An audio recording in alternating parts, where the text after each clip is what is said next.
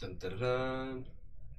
Getting some pairings going and some players sitting down, and we'll get you guys in here. It's about time. Could you push the button that gets everybody in here, please? Which button? I just push buttons, and then eventually people start coming in. There's a lot of buttons on the screen. I can start pressing them. I feel like there's probably a higher chance that the stream goes down if I do that than if people start jumping in. Is this Matt asking for today? Yeah. He started off, a stream soon, and I was like, yeah, you know it. He's like, oh great, now I know when to leave. And I was like, yeah, good call. And then he said something about ninjas. I don't really get it. But anyway. Oh, perfect. We cut off Caleb. That's actually my dream scenario right there. Thanks, Matt. So we're going over here. Ooh, let's watch some magic. All right. On your right, we've got Remy. He's playing. He's got it. He's calling it Tez Affinity. Yeah. Hopefully it'll be awesome. Is there any affinity cards in it? Because Affinity doesn't have any affinity cards. And then maybe it actually is Affinity. And he's playing Jackson. Jackson on Miracles. Right? Yes. Jackson playing Miracles. So we're going to see a fun deck get completely squashed by a not fun deck? Yeah, pretty much. As per usual. Alright. Looks like Remy took a mulligan already, so he's crying. He's got a cool entry. We've already got 2 people in our chat. That's like record breaking. Like 30 seconds into the chat. Well, Brian doesn't count. People. Brian doesn't. He's got too many eyes. Yeah, good point. Alright. Ancient Tomb. Mox Diamond. All the manas. I hope Blue White loses. Yes. Taking bets. Well, there's a Chalice on 1. That's a good start. And it's just going to resolve, so Jackson's not going to be able to resolve a lot of things this game. Yeah, Miracles now has a little bit more in the 2-drop slot with the AKs, right? They do, but still, it's harder to find them. So, yeah, two more life, and then we've got a Karn. Perfect. Turn 1 Chalice, turn 2 Karn. Sounds this like is perfection right there. Yeah, I feel like this is good for Remy. I have no idea what you do here in Legacy. I guess it depends on what's his instinct. I'd do you draw a card, I'd make a dude. or do you just make dudes No, and I start going aggro? just make a dude. He doesn't like that idea. Well, all right, we get a Darksteel Citadel. It goes to Remy's hand, and this is Antiquity's War. We're gonna get a good read on that saga. It's a saga. It's actually pretty cool. It gets a silver counter, and he can draw it by down taking next turn. Yeah, if you'd like to. It's definitely not a bad option. I guess it depends on what's in his hand, right? Yeah. Antiquity's War will win the game. There's a Darksteel Citadel, If he gets just 2 more artifacts down, right? And he can get 1 next turn off. Oh, just 1 more. So this thing comes in, and is it going to resolve? It's not going to resolve. It would have come in. Yeah. And then he would have gotten to look at cards and get an artifact, and then do it again next turn, and then they'd all become 5/5s. Yeah, can you believe that? So Brian and I played in fantasy football this week. Okay. I had the 2nd highest score. Guess who had the 1st highest score? Brian. That's not fair. Yeah, so I lost this week, and I would have literally beaten anybody else in our league. You won the thing and the stuff. Good job, Brian. Yeah, Brian's team looks really good. I'm not gonna lie to you guys, it's kind of scary, especially when you have Alvin Kamara. God, anyway, sorry. Brian, strangely, Kyer didn't start out by telling me that. Hey, look, some Nick Fit dude threw us a dude. Dude. Not too shy. Never Lucky Brian. Welcome in. Hey, look, it's another card that these are like standard playable cards. Yeah, so I actually don't know the name of this Tezzeret. This is Tezzeret the Artificer. Tezzeret the. I'm just gonna type Artifice Master. God, this guy. He's an artificer. They all are. Oh. Here you go. Let's figure out what this guy does. We're gonna read this together. It makes stoppers. That's boring. But it takes up to 6. Okay. It draws a lot of cards, actually. It draws a card. Oh, you draw 2 cards if you have 3 or more. Oh, For that's 0 a lot of cards. It is a lot of cards. And then you emblem, and it does something, and who cares? It's never You gonna get end. an emblem with, at the beginning of your end step, search your library for a permanent card and put it onto the battlefield. That's pretty powerful. Yeah, but you're just gonna draw cards with it forever, so you're not. Yeah, gonna let's take be it. real. So I actually have a Tezzeret deck, and I wanted to try this card out. But the more I think about it, the more I just like don't want to draw too many cards because of Ensnaring Bridge. But I don't know. I guess in these games where Ensnaring Bridge just looks like a pile of crap, then this guy looks like an all-star. So Remy, did he just tick up and make a top grade? No, Hydra. What's a? That's a construct from Karn. He took down okay. Karn. So that's a 1, 2, 3, 3, 4, 4. It counts itself, right? 2, Darksteel and itself. 3, 4. Yep. Right.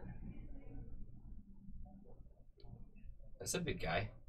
I like this. We get to talk about all of the things I'd make Infinity's doing, and Miracles is just not doing anything. Isn't that wonderful? See, Chalice just makes for fun, interactive magic. There's 2 more artifacts that come down. Like, Jackson could cast stuff. He's allowed to do that. Fun, interactive magic. Yeah, those Swords Depositories in his hand are Yeah, they're wonderful. working hard. Mm-hmm. Remy's living the Tezzeret dream right now. If I'm Remy, I'm just putting another one of these on 1. But it looks like he's gonna put it on 2. Okay. The little token thing is a 7/7. It's a large. Becoming a Super interactive. You get an island. Okay. EE gets the silver counter. More like hardly working. Yeah, well. Nate, welcome in, sir. Oh, I should get our time set up. What do you guys think? I don't know. It's not like this is a control matchup. It's not really important. Start time exactly 7 o'clock. No. Wow. We did not. Did we actually get started on time for once in our lives? So. That'd be impressive. Oh snap! No Hackworth. There was no snap. Crimson Viper. It's a lot cooler when he asks what is legacy like once every 3 months. When it's every week, When it's it's like, every wait, everybody remembers. It's the greatest format. See, Brian says the best format every time. He doesn't even know. Every time gets it wrong. Yeah. He was even here like a year and a half ago. Seriously, for the he very was. first question. It's unbelievable. All right, does Remy win this turn? That's what I want to know. I think he does. Can he do it? If he draws 2 more cards, makes it. Aww. Boo. I thought he was going to win. Don't worry, it'll be over soon, Jackson. Unless, wait, does Jackson have a Terminus in hand? Is he actually going to be able to Terminus this next turn? Oh, there's an Affinity card! Look, guys! We found it! Ah, another Tezzeret. See, why didn't he do this pre-combat? I'm confused. I don't know. What do I look like, a doctor? Yeah, he could have just made one of these chalices. Probably the chalice on 2. Just make it a 5/5 and sweep for the win, right? Yeah. Instead, he's gonna plus up and he's gonna go find a Darksteel Citadel. You know, he wins no matter what. Like even if there is like land and Determinus, he gets to like live for another turn. He Everybody doesn't knows because when you play Tezzeret, you want to get your opponent to negative infinite life. You want to deal the maximum amount of damage. 0 isn't good enough. I'm not a Tezzeret player, so I don't actually know these things. All I know is that when you play Tezzeret, you hit this point in the game where you get to do all the things and your opponent doesn't get to do all the things, and that's just beautiful. That's just everything you could ever want. And I would know. I don't know why I would know, but I would. I got the bye last week, or last Friday. Hackbert and I went and said that I won my match. And Scorekeeper was very confused. They're like, I can't find you anymore. You're like, I won, dang it. Yeah. What is all this? What is happening? I don't know, a bunch of tiny URLs. They're showing up here. Oh, they're just not showing up. Yeah, they're just Kappa faces. Brian, your Kappa faces aren't winning. Alright, we've got Mr. Josh Snow on Miracles. because everybody knows when you jump in this stream, it's the Miracle Show. And then we've got Lennon. Oh, we just saw Miracles. Goblins. Yeah. I'll cheer that. Hey, how's it going, Jeffy? What's up? Glad to see somebody from YouTube jumping in. Yeah. Look at all those bits. Holy crap, are you serious? Lennon's playing Goblins on the Goblins playmat. He was tricky last, Friday? He whips out this brand new Goblins playmat, and then he's playing, Painter. I actually had to laugh about it, too, because it was me. He played round 1. and I sit down and I go, whoa, Goblins playmat. And I was going, I look at him, I'm like, I'm watching you. And he goes, lead with Mountain, Lotus Petal. And I go, that's not Goblins. And he's like, cat's out of the bag. So Lennon, it looks like, didn't get a Chalice on 1 in this matchup. Am I excited for the ass trophy? Yeah. I mean, I'm a black-green player, so let's be real. I'm excited for the ass trophy. I never thought of it as being called that. What's the real name? Assassin's Trophy or Assassin? No. I don't know. What is it? Crimson Viper, thank you so much for the resubscription. You are a hero. What a hero. That might not be a resub, is it? That might be a... Oh, that was a gifted sub from Brian. Oh, Brian. Oh, you got thanked for your subscription when you didn't sub. Yeah, I didn't look first. I just saw it pop up on my screen. Thanks, Brian. Oh, Assassin's Trophy. You beat me. Assassin's Trophy. Ass Trophy. I like it. I'm a big fan of the card. So we're just going to take some people out with the ass trophy. Don't worry. I'm excited. When you get asked by the trophy, you do get a basic land. It's fine. I think the cards... I think it's going to be better in Modern. It is going to be very good in Modern. But I think it's going to be... some decks better in Legacy. Yeah, a couple. Because, take the big Nick-Fit deck, right? The one thing you say is, I can't deal with Jace. I can't deal with Jace, and I can't deal with Gurmag Angler. Like, those are the most common things that Abrupt Decay is like, I can't hit that. No, it's not stupid good for food chain. Nobody has even considered it in food chain yet, Brian. That's not even a thing anybody says. No, you want Abrupt Decay, Brian. That's the thing is Abrupt Decay it's gonna be like a 2-2 split. When are you ever going to actually target a sneak attack? Like, I mean, it could happen, but let's be real.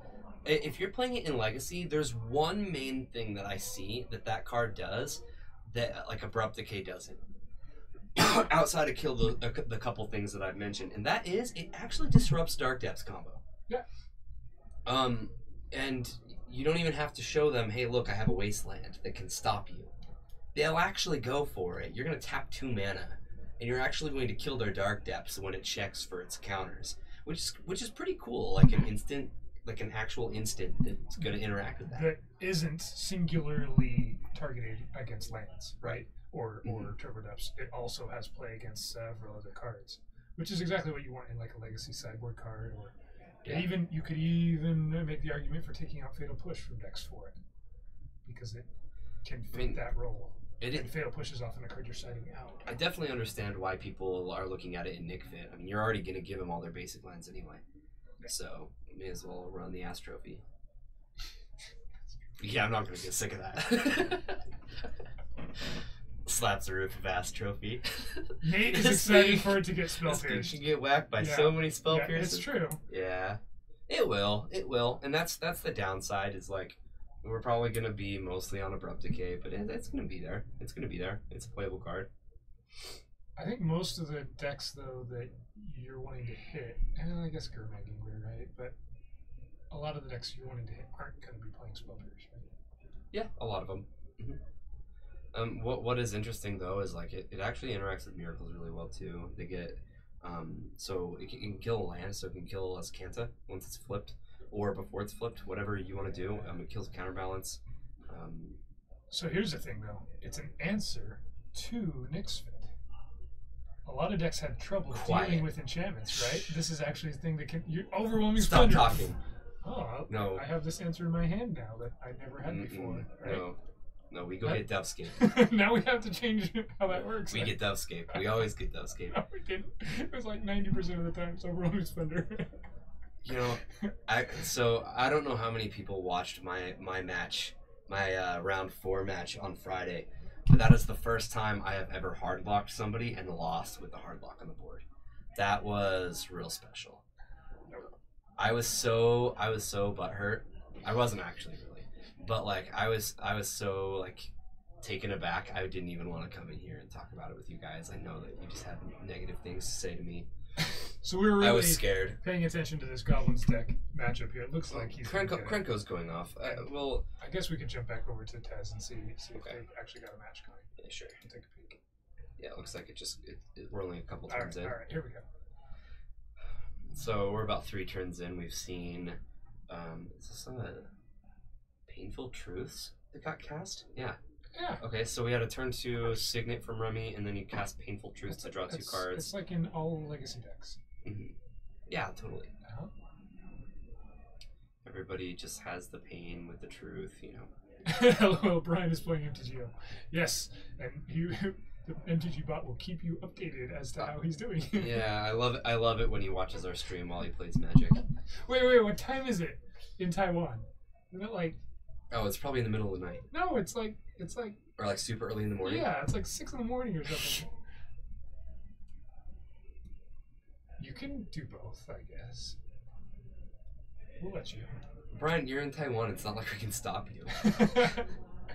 Padim can get countered. Oh. Yeah, that's going to get forced. It's a little battle. He's going to decide what he wants to get rid of to this board. It's going to be a Thought Cast.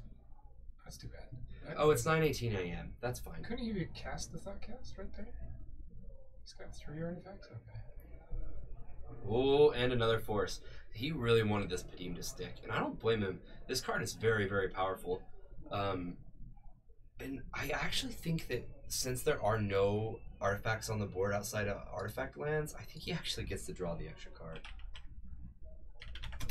Padim! Let me make sure I know what I'm talking about. At the beginning of your upkeep, if you control the artifact with the highest converted mana cost, or tied for the highest, you draw a card. Yeah, it does have the highest converted mana cost. Ooh. Well, never mind. It's gone. Council's Judgment takes care of it.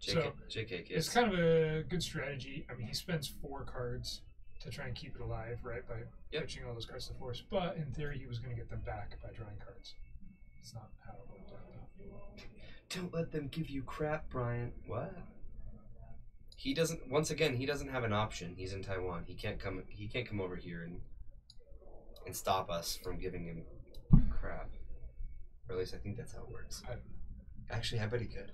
All right. So here's the Antiquities Ward. It did the thing. He got an artifact. Cool. Or it's probably going to get judged. He just has to get a historic thing, right? Or does it have to be an artifact? It's a... You have to get an artifact? I think it's an artifact. I've never played with it. Antiquities War. Yeah, an artifact. Okay. The timing on Sagas is weird. It does it when you come down, and then it does it after your draw. After your draw. Which is really strange. It's a very, very strange... Like, you always expect an ability like this to happen during your upkeep. Go ahead and throw this up, because sure. Legacy players probably haven't seen this actually played.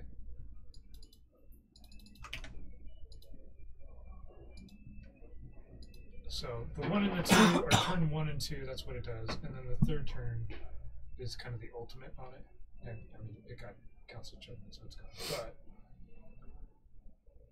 it drew a card. And Jackson got a Mentor, which doesn't have Mentor, by the way.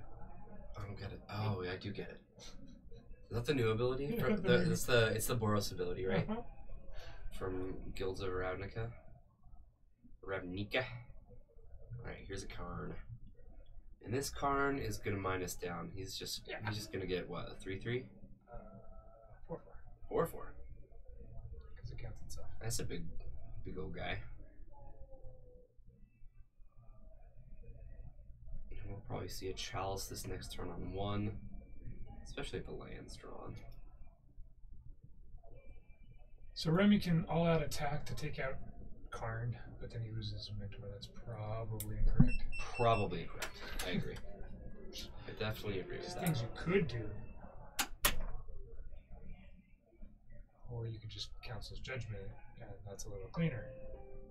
Council's Judgment to token, and that's even cleaner. That's what I was going to say.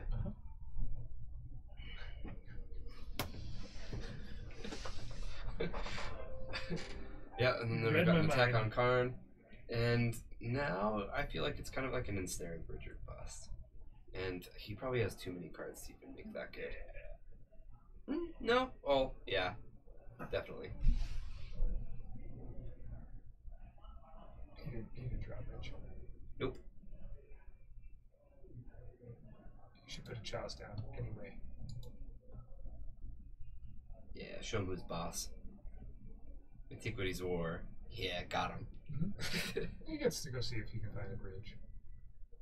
He dies his next turn, so he'll pick him up. Yeah. So we will go to game 3 there, and in the meantime, let's go check up on our Goblins Let's see if Miracles. Josh never draws another White Source. That's how you beat Miracles if you're Goblins. Did you know that? You wasteland their Tundra, and then they just draw islands, and you win. I'm going to guess that Lennon got that one. Krenko was going kind of crazy, and I didn't see too much from Josh, but who really knows? We haven't talked about spoilers at all, except for Assassins, whatever. That's actually a thing we get to do. Oh, the Ass Trophy? The Ass Trophy. That's weird, though, because there actually are Ass cards in Magic, right? There's, yeah, there are. There's the whole Unhinged, is it? Yeah, it's the next in the cycle. There's City of Ass and all these things. And now we have an Ass Trophy. Perfect. Whoever said that in chat, thank you. We'll have to pull them up. We'll have to pull up the spoilers at some point. I'm sure a lot of people have already been looking into them, but you know what the heck. But we'll actually show them to you. Yeah, and we'll show them to you. And through our eyes, it's way better. Way better. Oh, there's a new gate. Yeah, it's pretty good. That makes me happy because my EDH deck's a win with gates deck. There's a win with yeah, gates I saw card. it. Yeah, you get to draw a million cards. This is actually interesting too. This Ionize is a card that we can look at. Oh yeah. That's a thing. I'm not sure if it's a modern thing for sure, but I'm not sure if it's a legacy thing. How's it going, up, Vins? Hey. Hey. Josh has good taste in lands. He just started with the very first ones. He's working his way through all of the basic lands, and he just couldn't get out of beta. Somebody scribbled Sharpie all over them. Yeah, that's a weird thing to do. He's like, and he's like, you know what? I don't need value.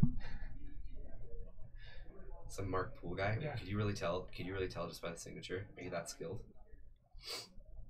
I am.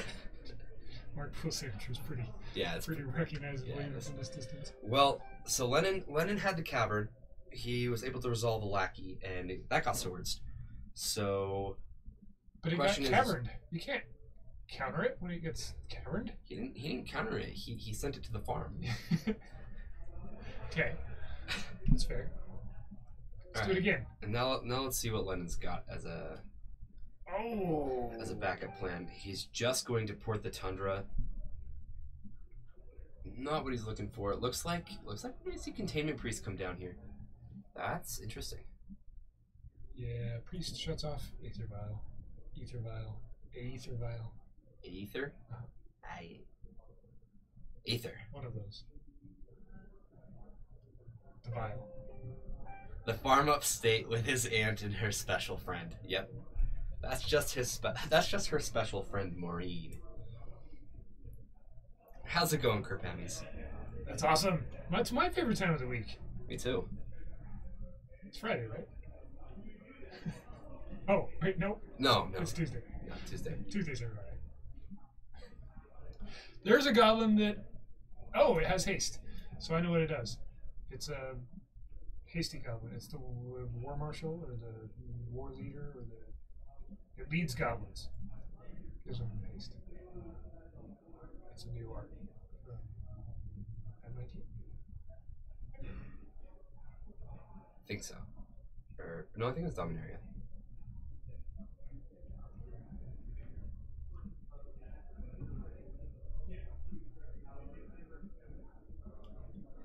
I did not get to watch the Card Kingdom 1K. I'm sorry, Scary Rar. I probably will play it back. Ninjas? Ninjas. Yeah, Ninjas in the final? I saw that. I didn't actually see it. I just saw it.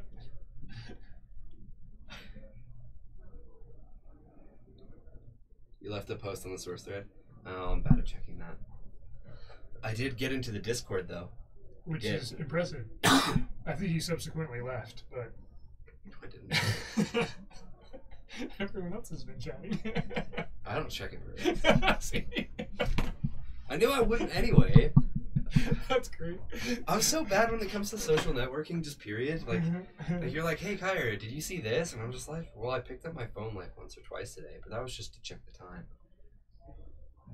All right, I think Lennon's gonna play a gun. Should we do you guys want to see the end of this, or should we see what Tez is doing? We'd rather see what Tez is doing, right? Yeah. This is gonna be way more fun to watch. Yeah, this will probably go faster. Look at this interactive magic, guys. Uh oh. A Jace resolves. That's not fair. Then there's a Chalice on 1 and a Chalice on 2. I'm pretty sure Jace is never supposed to happen. Yeah, I don't think Remy cares too much. He's like, okay, you can have all those cards that you can't cast. So Council's Judgment is going to be the card that Jackson's looking for. He needs to get something off the board here. He does have a Disenchant, and he also has a Monastery Mentor, so he's actually got quite a few options. This game is not over. Yeah, it looks like Remy's playing off the top of his library. Yep.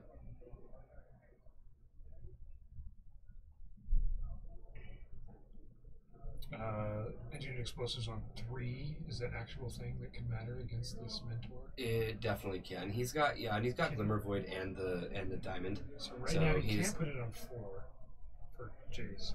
No, he can't put it on 4. He has 2 Seed Aside Nuts. He would need to draw a black, probably a black land, or is he just playing? Yeah. He need to draw a black land. He's not playing red, right?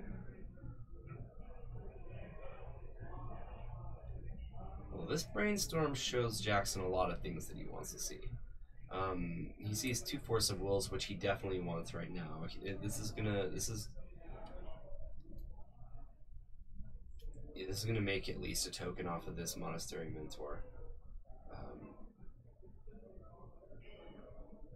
But that's the plan, right? From this point, it's pretty much Monastery Mentor. There's not a whole lot else he can do. Disenchant can't kill anything. He's got Brainstorm. Yeah, make a bunch of tokens. Yeah, so he's just gonna make tokens, and he already knows about the EE in Remy's hand, and he knows that can be cracked on 3. So we're gonna see how he wants to approach this. So this Antiquities War though is gonna win the game. Yes, sure. Definitely. Brian, you're 1-1. Not this turn, but next turn. Come on, Brian.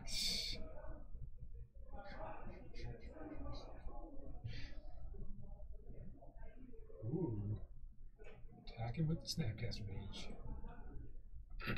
Okay. But yeah, this Antiquities War is going to be incredibly lethal. Unless he can manage to get enough tokens out. Or find the Council Judgment. Or find the Council Judgment, yes. That's what's awkward, though, is he would have to Council's Judgment the Antiquities War. Here's Jace number 2. We're definitely going to see a Brainstorm out of this. We're just digging at this point. Land, and Mentor. So Mentor's not going to come down this turn. That was rough. This looks like a Tezzeret Affinity win. Here's a line that Jackson could have done. He could have played Mentor right there, right? Yes. And then next turn he could have cantripped and played swords and had them all get countered and made enough tokens to block all of these 5/5s. Right. And then he would have survived the storm because and the biggest, I think the most important thing to mention as well is that he's not going to EE on 0 because he needs these 2 chalices. He's not going to wipe the tokens away with the Monastery Mentor. He would play it on 3 and crack it. So you know, just to get rid of the monster mentor. He'd have to power through the tokens. Yeah, so I guess that line doesn't really work, playing a mentor there instead of Jace, because it just would have died. He would have had 2 tokens sitting back. But still, 2 tokens sitting back might have been enough, though. This Mox Opal does make a difference. Yeah, it's a lot of artifacts. Yeah, what else we got here? Is he actually putting this on 4? Chalice on 3. Oh, okay. Yeah. Yeah, lock it in. This is it. What are you going to do from this point? When you're playing 95 chalices in your deck, it's easier to see 3 of them.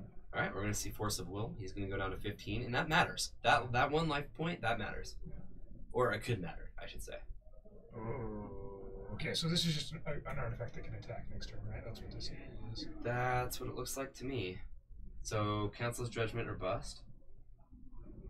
He's got 1, 2, 3, 4, 5, 6, 7 artifacts that will be able to attack next turn. And he needs only 3 of them to get through. That's enough. Remy's like, did you draw a Council's Judgment? Because I win if you don't. This is a cool way to win in Legacy. Definitely. You play a 4-mana enchantment that 3 turns later makes all your things into 5/5s, and you get there. Okay. Come on, where's the handshake? That's some work, right? Yeah. He didn't just make a 20/20 and attack, or he didn't just flip a Delver and attack a few times.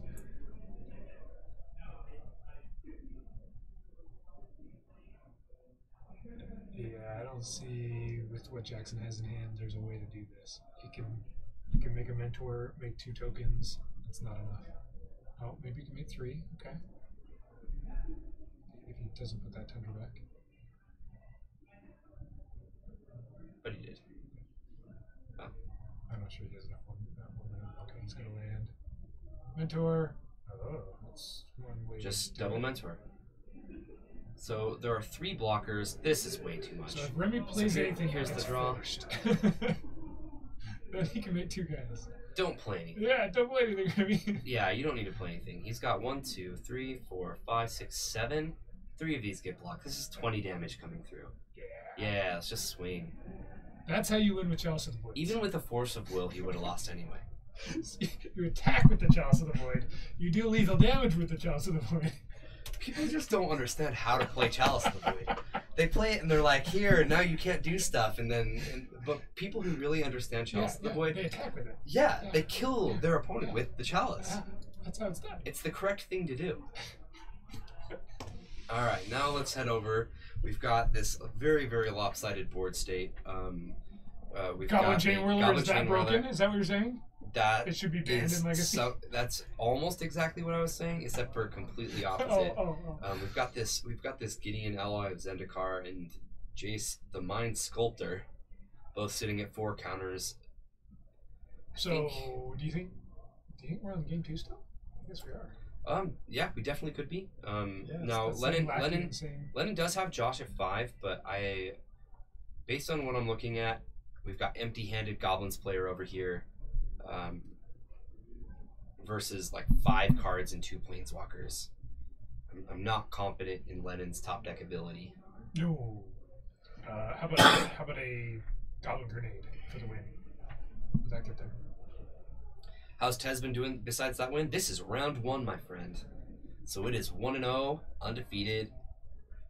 Yeah, and this build from Remy is kind of his very, own thing, very think, much right? a brew. Yeah. It does not look like other Tez decks that I've experimented with or seen. If anything, he took the Paradoxical Outcome deck from Standard and turned it into... He probably could put he plays Paradoxical with Outcome in it. He plays with Psy. I know that for sure. Yeah, it's a Standard deck. Ported to Legacy. Chalice on... something? 1? I don't see a die on that. It's probably on 1. Yeah, Disenchant's is going to kill it, so who knows? I think it was 1. It would have to be on 1 to actually warrant a Disenchant coming after it. Who needs counters? We just assume, right? Chalice only gets put on 1. That's the only number. Lennon's doing it wrong. He wasn't attacking with his Chalice. So. there you have it. So there. So now we've got a preordain, and a Terminus was able to get rid of that Goblin Chain Roller, and I think we're gonna start seeing attacks from Gideon. I think he's saying, "I want to kill you in 4 turns." This back to basics doesn't even matter. It's like, I'll play it, and I think it locks some of your lands, and I've already won. You like the fringe tribes? Goblins has been much less fringe than it has been in the last couple of years, but I guess it's still a fringe tribe. Sure. Goblins can still... In fact, I think at about this point, I would probably scoop. Yeah, probably. And go on to game 3, if they're in game 2. Yeah, 12 minutes is enough time, but anything less could be iffy. I think Josh is going to end this pretty quickly, though. No combat chalice, no win. Right. Yeah, it's the only way that I like to see chalices. I want to see him attacking, turning sideways, getting in the red zone. Artificer Tribal. That's pretty much what Remy's doing, I think. Oh, Artificer Tribal, not Goblins. Sorry. Oh, and Ninjas and Fairies. Sorry, guys. I don't know what I was thinking. Josh has played a Baneslayer Angel. Lyra Dawnbringer. It's her sister. It's Baneslayer's sister. Lyra. What? I don't know. She's the pronunciation. Lyra Dawnbringer.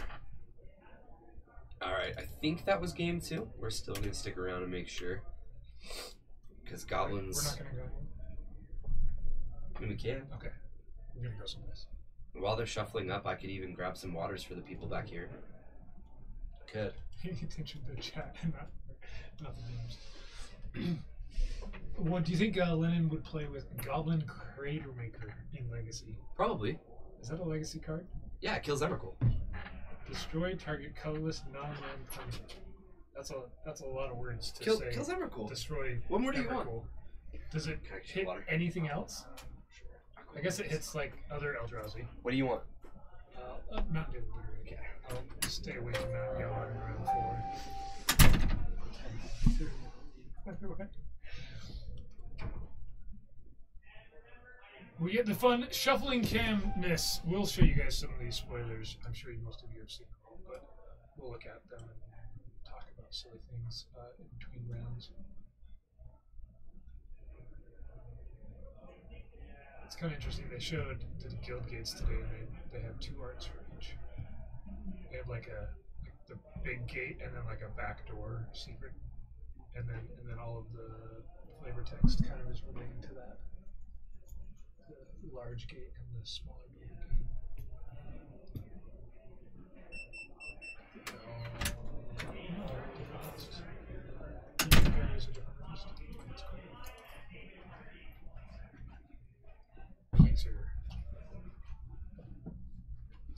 All right, game 3, Miracles. Goblins. Oh, I'm back in time. Just Wonderful. what you expected. Cavern, Lackey, go. That's what Landon wants to do. His playmat says so. So what he's trying to do here, Kyler, he's trying to play a Cavern, and a Goblin Lackey, and then he says go. Oh. Well, I didn't know, and now I do know. Yeah. That's great. How's everybody doing tonight? We haven't really addressed the chat too much since we started the stream, which I don't really understand why we address the stream right when we start. There's like 2 people. For all those people that are watching on YouTube that actually like jump in right at the beginning. Yes. Makes that okay. Now that makes sense. Well, how's it going, people? What's new? How do we feel about week 1 in football? I love it how half the people are like, yeah, and the other half are like, what are you talking Shut about? up. We talk about my interests here. I enjoyed watching the Sunday night game. I really liked the announcers for the Sunday night game. Okay. And the game. That was the Bears and the Packers. Yeah. Packers. Yeah. Football.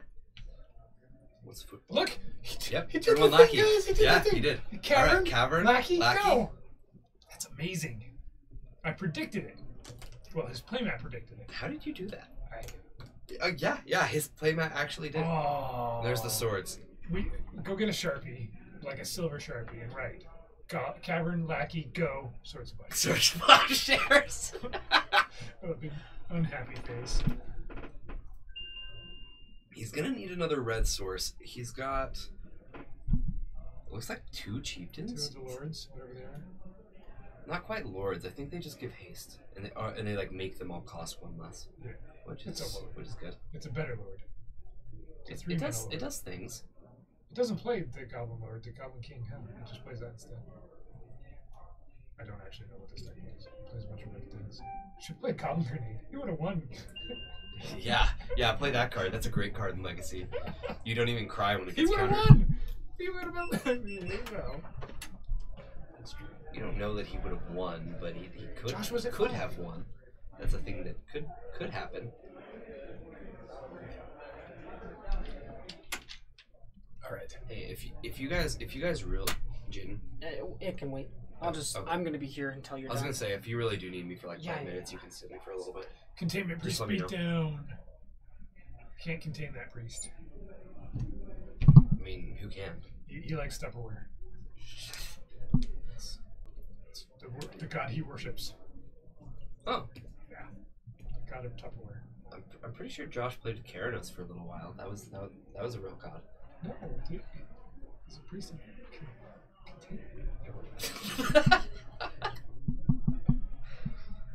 Oh, could you imagine what this guy would be like if we gave him the satisfaction every single time? It could happen. It could Angels happen. in the outfield. Obscure movie from the 90s. That's actually a good movie. I mean, I was like a little kid, but I remember it and I liked it then. I don't know if I'd like it now. You don't rewatch it, binge watch it on Netflix. No. It's Angels in the Outfield series. Bob Nauseum, thank you so much for the follow. Appreciate the support. Bob Nauseum, that's a good name. That was a great, yeah. Hey, look, it's a turn 4 Jace. Lennon hasn't played a second card. Yeah, he's going straight for the top of the deck. We don't often see this from people who play Jace, but it's pretty clear that Lennon can't cast things. Yeah. So he's definitely going to be looking and seeing, hey, do you have spells? He left a Wasteland, and that does help him cast a Matron here, but he still can't cast Chieftain, I don't think. Chieftain's double red, right? Yeah.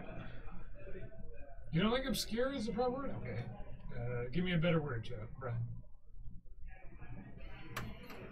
It's Angels in the Outfield.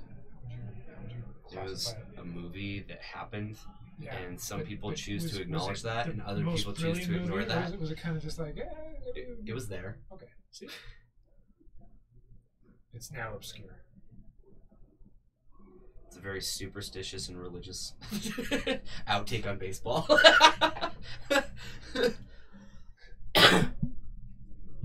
Half of the people that play Magic have never seen it. How about that? I'd call it obscure. It's obscure for them if they've never heard of it. I stand up and flap my arms every now and then when I go to baseball games. Just, Yeah? Just Really? Mhm. I do it. No, not like that. Oh, sorry. Not like a vulture. Like you get up and down like this. Well, that was an eagle. Angel hasn't been seen. I have seen the movie. Chat, what is happening? Why? Why is this happening? Grixis players, anyone? We do have the full dealio today. We'll go over it after this game is done. Do we have a Grixis control player? No, we don't. We do not. Wow. Is it Terry here? Terry's here. He's playing. Oh, Blue White Devil. Okay, that makes sense. Blue White Devil? Yeah. That's what he's been playing online. You'd know that if you checked Discord. Quiet you. He's been posting records and deck lists and. All right, let's. analysis. Anybody else in our chat, if you guys want to join our Discord, it's a thing you can do. People actually use it a lot. Not me often. If you want to get a hold of me through, you really do need to mention my name. All right, let's do this. You can just type !Discord. And !Discord. Hey, there's a card that's really glary. I have no idea what it is. Which one is it? The streamer chat or no? Yeah. That's the one. No, that's one. This one. Yeah. 50+ new messages. I don't know if I do. What do you guys think? Think I missed anything important? Nope. Oh look, some people talking about some garbage. There's a picture from some Nick Fit guy who's talking about a goblin of some kind. And then oh look, I just got mentioned 3 times. That's great. Yes. Here's an Intriguing Angels for 2. I'm serious. I really won't respond unless you put my name in there. But I will 100% respond to you if you do put my name in. I will say that. So while Josh finishes up this game, it looks like we have a modern PPTQ coming up here in Paragon. Yeah, I'm not sure if we're gonna stream that or not. I would assume we are. But we tend to like to stream those. if you're local, it's this 22nd. Yeah. It's $25, which is a pretty cheap price for a modern PPTQ, right? With an average price support of 7 packs per player. Wow. And there's a Guilds of Ravnica pre-release, of course. Yeah, I'm so psyched for pre-release, guys. I love pre-releases. So they do a midnight one here, and it's sold out several times because the price support's really pretty amazing. Yeah, and we not only that, but like we've got more pre-release kits this pre-release than we've ever had before. So yeah, like these should be huge. There could be like 80 people here for it. I would love to see that. All right, so we had one Miracles player win, the other one lost. The other one got Charleston beat down with Charleston away. Locked and beaten. That might be my favorite match of the day, and we haven't even seen the rest of the matches. Do we need to? I don't think so. We could just end the stream. We could just play Plinko instead. You want to play Plinko? Yeah. All right, let's see how you do with Plinko. All right. Anybody else want to play some Plinko? You should. It's fun. Brian wants to play, right? Who can win? Brian will play Plinko. What is happening? I don't know. There's some things. Hit the Plinko button. Okay. Jerlo, throwing in that sub. Thank you so much. Oh, let's see if he Plinkos it.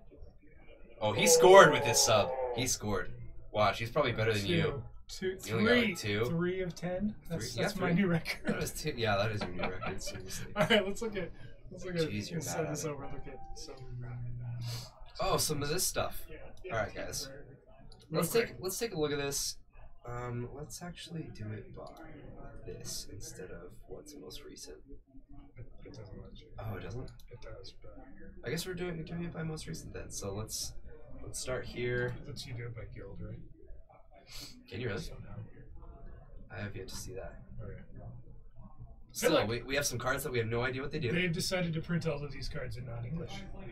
It's gonna be tricky. So let's start with Spioni Sussurat. Oh, fine. God. See, he has a joke, and then when I ignore him, he gets all butthurt about it, and then when I do anything, then he just whines and he's like, "Hurry up, guy." When I first saw this, I absolutely did not think it was a legit card. The art is just a little bit more out there. Alright, so they think it's going to be called Whispering Spy. It's Vampire Rogue. When you surveil for the first time each turn, it deals 1 damage to each opponent. Wow, this is garbage. Why are we looking at this again? Because we didn't know what it did. Oh. Let's look at the blue-black. This one. This one? Yeah, click that thing. That seems interesting. You surveil 2, you draw 2. That's pretty good. And then it deals 2 damage to you. That's powerful. Yeah. That's not for Legacy, obviously, but that's a good card. It's very nice. Yeah. Okay, so this is the card that I'm most excited about, Gateway Plaza. It has this magical word called Gate. this only matters to me and nobody else. Sorry, I just thought I'd mention that real quick. Anyway, let's continue. They printed that one for you, huh? Okay. Yeah, I have an EDH I call it Turbo Gates. It wins with the 10 gates. You're gonna get a lot more gate stuff. Yeah, so now I have an 11th gate that I can get, which actually matters. Which actually freaking matters. Oh, you want the next one over it? What? Which one? No, go up. What? The next one over this one? This one? That one. Let's look at that one. Click that. It's a tutor. This one is? Yeah. Oh, I don't know how to do that. Search your library for a black card with converted mana cost less than or equal to the number of creature cards in your graveyard. Reveal it and add it to your hand. Yeah. And then shuffle your library. It's an instant. Yeah. An instant speed tutor. So this ability is very clearly powerful. It's just how reliably can you get creatures into your graveyard. But I mean, it's powerful. It's a good card. Tutors are good. This just goes right into like a modern. Tim Finn's made by it. No. Like the current. What is it? It's red, white, black. Plays Faithless Looting and maybe plays Bedlam Reveler. I don't know modern, but whatever that deck is, Lingering Souls and all of that stuff, right? Doesn't it just go right in there, or do you not put enough creatures in your graveyard? Yeah, I'm not sure. Anyway, back to some English cards. Anyway. So this is the other card I'm excited about. Back to cards I'm excited for. When it enters the battlefield, you can tap gates, and when you tap gates, you draw cards, and then whenever you play a gate, or whenever a gate enters the battlefield, you draw a card. So once again, this only matters to me and no one else. So I don't know why you guys are listening to me right now. Yeah. And then this one actually is interesting. Not really. It's only for goblins, but this is an interesting ability. It is. Being able to destroy a colorless non-land permanent. Like him in Staring Bridge. Yeah, it can kill it can kill pretty much any artifact. It actually can kill Emrakul. Which makes sense, right? Here's this giant spaghetti monster in the sky that can't be targeted by instants, and here's this little dude with some fireworks on his back, and he's like, "Hey man, we're gonna have to sacrifice you for the greater good. You're going up there to take down big old Emmy." Totally makes sense. Thanks for your time here on whatever plane we're on. Flavor win, right? Ravnica. Mardu Pyromancer. Look, the deck has a name and everything. Oh. Who knew? And now it maybe has a tutor. I don't know. Cool. So this is every time I move on. Why? God, why do I keep getting laughed at? I don't understand. All right, let's talk about Deafening Clarion, because this card is actually like really powerful. Dealing 3 damage to each creature, or it can actually like make your aggressive creatures, get you some life back. It's versatile. Look what Yeah, Matt says. You can cast the tutor, hold priority, crack LED, discarding a Grizzle Brain, get reanimate, and reanimate. Doesn't it look at number of creatures? Are you sure? Yeah, number of creatures is 1. Reanimate costs 1. Right. Oh, I understand. Okay, yeah, cool. Sorry, I thought you were saying like go tutor for. Sorry, I was like way off there. All right, but yeah, you were looking at it. Yeah, it's a card. I don't know. It's fine. It's kind of like the counter target spell and deal 2 damage. And what was the black one? What was the black blue one? From Ravnica? Counter Squall. Yeah. It's like a negate that like deals them a couple damage. So it's pretty much the same thing. Like 1 or 2 life. Yeah. Okay, so now we have 4 different arts of each guild game. No, just 2. What? Was there 4? I think there's just 2. Well, there was 1 in. You're talking about. Yeah. So okay. this is 3. So I was mentioning this while you were out of the room. We kind of have the one art that is like the main front gate, and then one art is like the back door. And interesting. The flavor texts kind of talk about that as well. All right, looks like pairings are up because I have some sitting down here. Whoa, let's actually like pan over, shall we? Some whiteness for you guys there. That's what I was reading earlier. Yeah. That's why it sounded like I was reading something because Alex and Tim. What is Alex on? Maverick. What's this Alex guy doing? We have a Maverick player in the room. Apparently. Maverick versus Nickbit. Maverick versus Tim's Nick Fit. Tim's Nick Fit. I'm Okay. not sure if it counts, but yeah. It might count. You don't know. Let's hang out here for a sec while we get things all sorted out. Wait, there was a preview article? What? You actually like read those articles and find out about what the card does that way? Huh? It's all in a foreign language. Come on, Matt. Oh, the gates. Oh, so my quick deduction on them was talked about in the preview. What? I guess it's pretty obvious then. Because I picked up on that really quick. I didn't know. I just the whole like main gate, back Yeah. gate, right thing. I just I look at don't the know. art. I don't read the articles. Sorry. all right. So and then James and Zach. So he keeps calling it Dark Threshold. This actually might be like a Teamer Delver with black. It very, very well could be. And then James is usually a Miracles player as well, right? Do we really have 3 Miracles players today? Where's James? James is playing. Not really. The Drawsies? Yeah. Oh, the Drowsy Post. And Zach's on just a bug. It's just a bug. It is just bug. Like a Sultai mid range. Yep. Well, I say we watch some Maverick versus Nick Fit. Yeah. And let's give the people some time, so they can know Why? what the time is going to be. I guess we could also give them the actual video too. No, they like our faces just. We'll just. That'd be great. We'll we just can commentate the entire match. There we go. with We'll no just let you video. guys know what happens. All right. Right now they're shuffling. One of them is drawing 7 cards. It's very exciting, guys. They're looking at their opening hands. Yeah, keep going. You're doing great. Veteran Explorer for Tim. Alex goes, okay, that's fine. Yeah, that's right where Tim wants to Go start. on. Go on.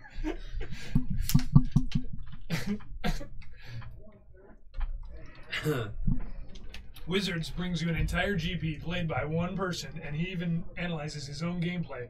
We're going to bring you an entire match with no video feed. No video. Everybody will be totally entertained, and we won't lose any viewers, I promise. The one guy that's got it muted is like, what is going on? Alright, so Veteran Explorer's just going to start off by getting Swords to Plowshares. Just heading right to the farm. Because he's a veteran explorer. Yeah. So he needs to know. I got nothing. There's nothing. Yeah, it wasn't even worth the try. Tim plays a library. That's a pretty good. Turn 2? Yeah, that's powerful. Alright, what do we got here? I see a Mother of Runes, I see the Dryad Arbor, a Green Sun Zenith, and a Knight in a couple lands. And it's just going to be Mother of Runes. The things you want. That looks like a pretty solid Maverick hand against the fair deck. Our mic sounds like we're in a tunnel. How's that? Nobody complained about it before. I was talking up to the mic, apparently. It's too tired to, or it's too early. Oh, it's too tired. Yeah, it's too early to be tired and say stupid things, guys. Oh. Well, Captain QC, as soon as you jumped in, we figured it was time. So, hey, how's the mic now, guys? Is that better? Sorry about that. So I responded to Hackbert and I said yeah because he just tagged me a couple times. I was like yeah, and he goes hi, sorry, hi. Oh, we're gonna blame right. Brian for that one for some reason, even though he's half a country away. Or half a world away. I can't think of anybody better to blame. Yeah. So I appreciate that other people know who is at fault here. Yeah, Hackbert was actually the first one in chat, so I'm blaming him. He should have said something right away. No, I'm still on Brian on this one. When you abandon the people that you care about, the people you care about they're gonna blame you. It's just something that's gonna happen. Isn't he like with his family? Wait, are you implying that he cares about his family? Matt's like, I enjoyed the tunnel effect. What are you saying? All right, It's a night of the... Yeah, thanks, Gavin, for letting us know about our mic. It actually should have been okay, but apparently not. Is it better now? That's the question.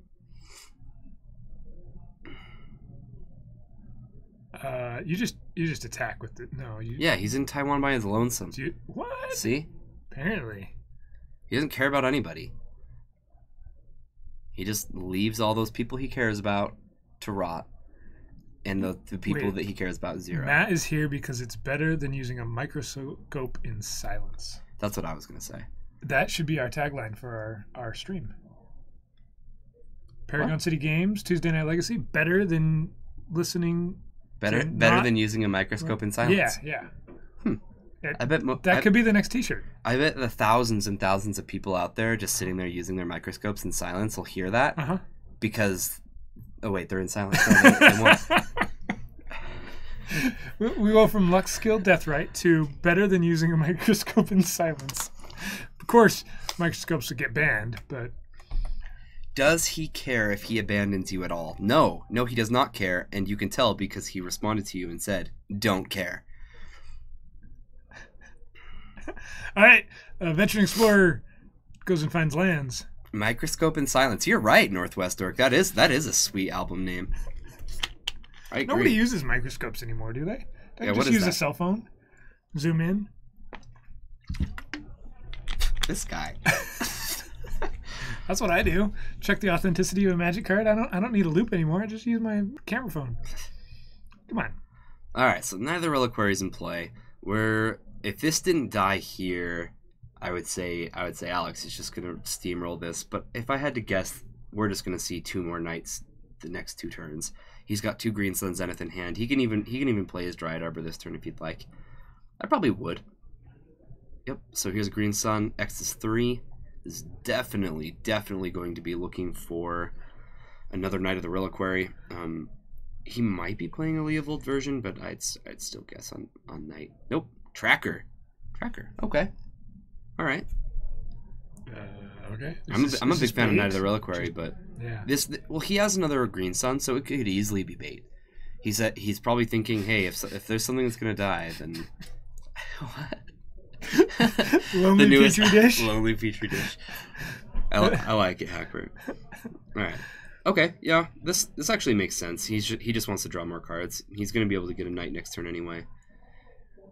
This is threatening enough that Tim probably wants to get rid of it, but there's a Hymn to Torok, so he might Northwest just came up with a totally creative name for this card.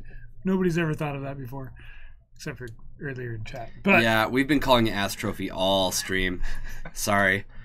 I appreciate that you're jumping in and that you support what we're calling it. But yeah, you missed it. That's great. I like the name. Nobody. QC is being cynical. He would be. Has never happened before. Really? Nope. He's always really positive. Can Tim win this game? Not likely. He does have things like Titania. That would be very powerful. If this is a Grave Titan, I'd say yes, he can. Okay. All right. Vraska. Why are people playing standard cards in Legacy? What's happening? It's like the this is very strange. Standard card. So this is. I guess we should pull her up. It's Vraska Pirate. Vraska, costs too much mana to be played in Legacy. That's what I was going to call it. Pretty sure that's what it is. Look at that. Hold on, they will. They'll look at it. They'll look at it in just a moment. You need to be playing artifacts for this card to matter, right? What does it do? It destroys artifacts, creatures, and enchantments, and gives you a treasure. So that's what this is symbolizing. This little token right above Vraska here. And the fact that Knight of the Reliquary is coming out right now actually means that Tim's just gonna get a straight up 2-for-1 with this Vraska. So Matt, well, I guess kind of. I think knows a thing or two about Nick Fit. Does Matt think that Vraska Relic Seeker has any place here? I'm gonna guess no. I'm not a fan of this card. Is this like option 20 and Tim just decided to go with the 20th best card for filling out the 6th drop spot. Like, okay, it's not horrible. It's fun, right? And maybe if you just want to have fun, you play this. But it's not right. I would play Grave Titan. So you probably have the Grave Titan every single time. You think in fair builds as was okay? I'll trust Matt's opinion on it. It has a place. Is that place like in the closet where it never comes and plays actual? That's right. That's the place I was thinking of. All right, here's a Baleful Strix. It kills artifacts and enchantments. Okay, yeah. Oh, yeah. It does do more than just kill creatures, huh? And we got 4 mana. What's this? And a Jace. Oh, maybe he actually did make the Planeswalker heavy version he was thinking about. Okay, so he's just gonna bounce with Jace so that he can plus with Vraska. And he's gonna get a 2/2 pirate with menace. So menacing. Arr. That's a zombie. Come on, Tim. What is a pirate's favorite letter? Oh, I know this one. It's C, isn't it? You're supposed to say "arr," but no, it's the C. Yeah. Sorry, I ruined it. It's okay. We had an entire pirate stream. Brian was wearing a pirate hat. I thought our pirate days were over, but nope, here they are. We get to seek relics and have a mummy pirate on the field. It's the sea. Yeah. Scrib Ranger. I love Scrib Ranger, guys. It's just a wonderful card. It has protection from Baleful Strix. It does. It beats the best card in Legacy. It does. Whoa. Well, it evades it anyway. This is... Yeah. Or the... rather... Oh, man. That was good. That was good. Your joke put somebody to sleep. You guys have got to go back like 2 weeks of streams to get that one. That one, yeah.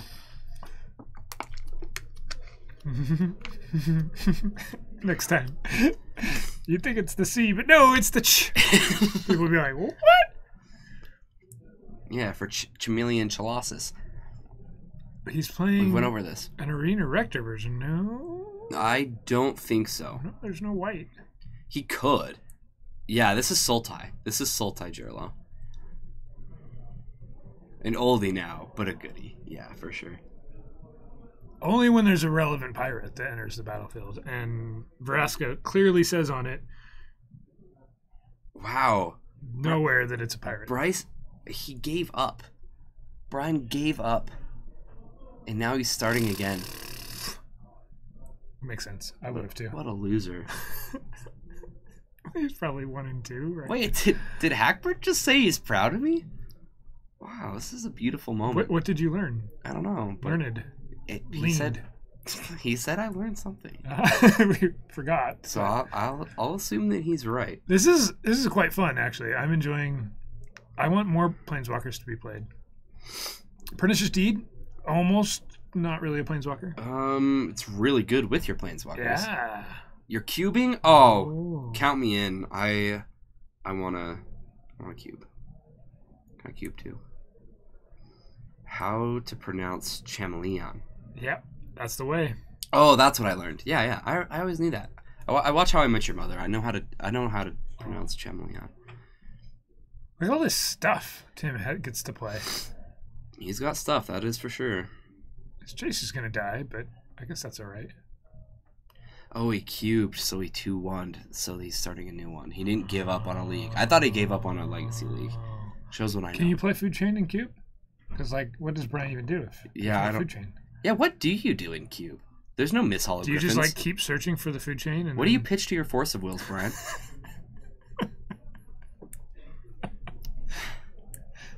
Yep, Ted did tell us how to pronounce that correctly. It's an encyclopedia. And a chameleon. Jace dies because of a sprite.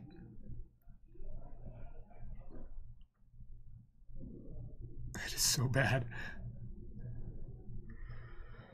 Alright, Gaddock. So this is going to prevent more big old planeswalkers from hitting the board. Probably not. Well, probably not because of this pernicious deed, but... Is Vraska actually going to, like, get to 10? That'd be awesome.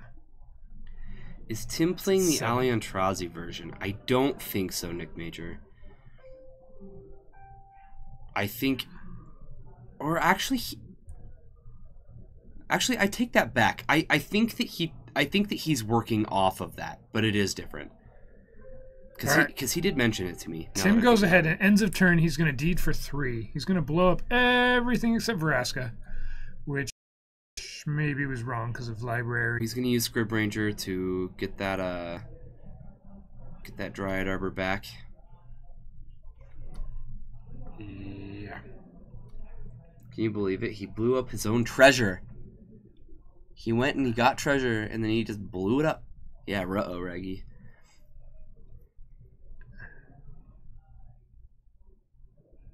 Okay, there's a stage in play and a Dark Depths in play versus a the best planeswalker in all of Legacy. Vraska, nobody's ever heard of her, Relic Seeker. That's actually her name, guys.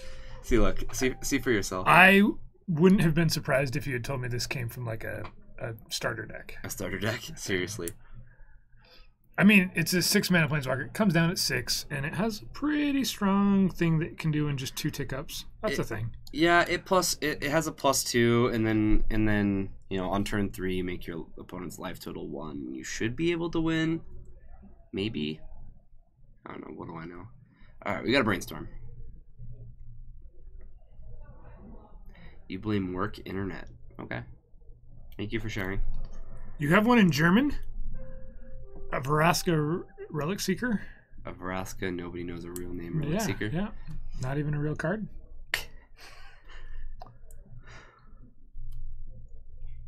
Tim thought he could blow up everything except Vraska and win, and I think he was wrong. I think that's the next thing that I need to start doing to people is like when they play a standard card and I don't know what it does, I actually need to like ask them if it's okay if I pull it out of its sleeve to make sure it's real.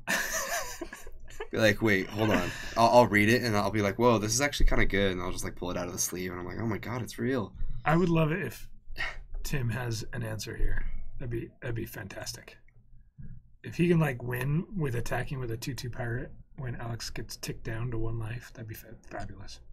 All right, here's a 20/20. If he's got an answer, he just plays it right now, right?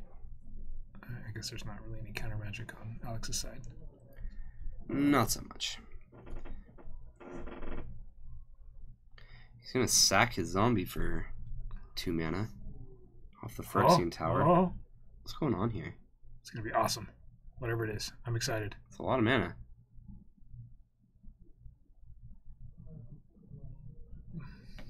Pull from Eternity? What the? Really? Tim in his freaking standard cards.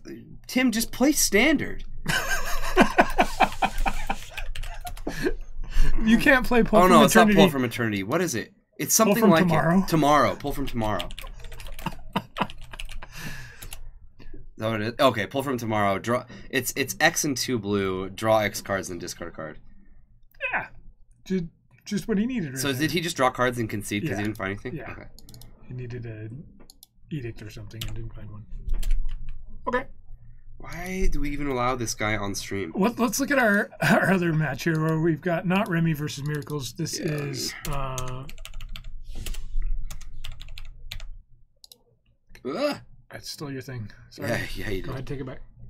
This is Zach on Bug...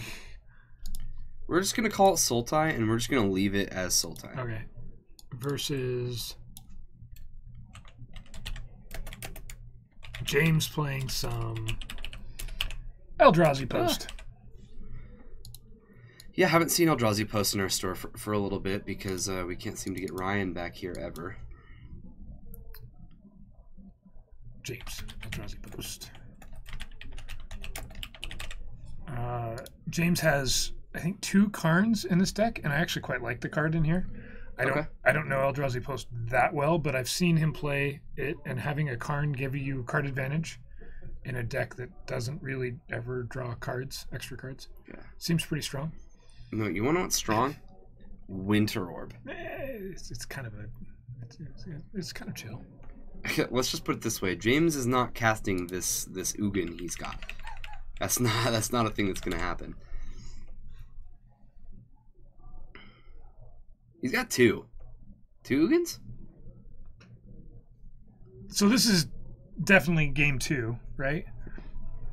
Because Winter Orb would be a sideboard card for Zach. And yeah, he's not casting Worm Coils either, or Endbringer for that matter. Oh, I guess he could cast Endbringer next turn. Yeah, Ugin gives him a chance. I don't think he's at 60. I think he's at 6. No, Winter Orb does not affect mana rocks. It affects just lands. So just lands. If he got a Grim Monolith, that would change things. But it looks like Zach has answers. Yeah, I think James is at 1 here. Yeah. All the way down. Down to 1. Close. That Ancient Tomb. And here's that. He's going to attack with his Ancient Tomb. Alright, so we've got at least 1 game for Zach. Not sure what happened in previous games. Hey, the Ferocidon is banned. You can't be Ferocidon. Pretty sure.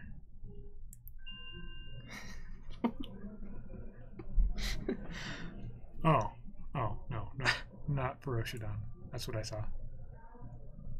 Facetious, you mean? Probably. All right, we get to see some people shuffle. It's going to be fun. Let's see what other standard cards Tim is playing with. Yeah. I'm excited. All right, here's your classic matchup of Standard versus Legacy. So far, Legacy's winning. He tapped like 19 mana, and you were like, okay, what's it going to be? Pull from tomorrow. Yeah, like nothing. Okay.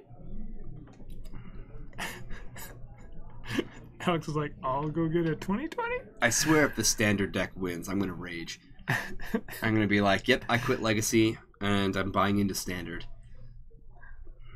We'll drop that. I don't think he does. That would be sweet. That card's awesome. Which interesting, expensive thing should I play now? I actually think I told him not to run Muldrotha when he was building these decks, though. I was like, no. You need something that actually does something when you play it. You found some dice on the internet today. What kind of dice? Is this our site? No, but we sell all Die Hard stuff. Yeah. Yes, those dice are ours. We have many of them here, and we sell them on eBay. They're pretty cool. They're heavy. Yeah, they're good. They're great quality. They're nice and metal. And there's some dice that are metal and they're really, really light. These ones actually have some nice weight to them. If you click that link. They're local, right? Yeah. Die Hard is? Mm-hmm.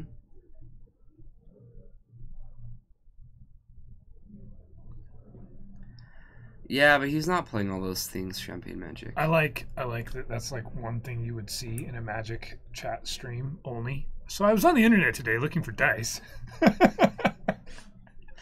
That's great. Yeah, nowhere else. Everybody's in chats like clicking the link going, oh yeah, I was looking at those too. Well, if you play role playing games, then you need dice all the time. Yeah. But yeah, seriously.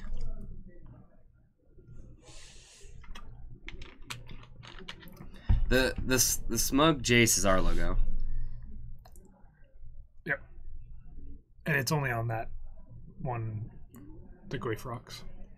Yeah, you can see the logo on your screen right now. Right, Hackbird. There's other streams, fine. A D&D stream? Yeah. I don't even know. Some people start streaming Dungeons and Dragons. Huh. I know there are like online groups and stuff, but I don't play D&D, so I really don't know. Dude, I think they ship internationally. If you order it from us, you can order it through eBay, right? Yeah, the same Goyf Rocks right now.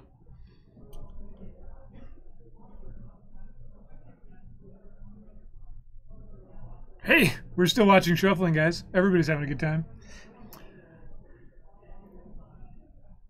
What about a Pathfinder stream? Oh, that's way different. Yeah, we can stream Pathfinder, just not D&D.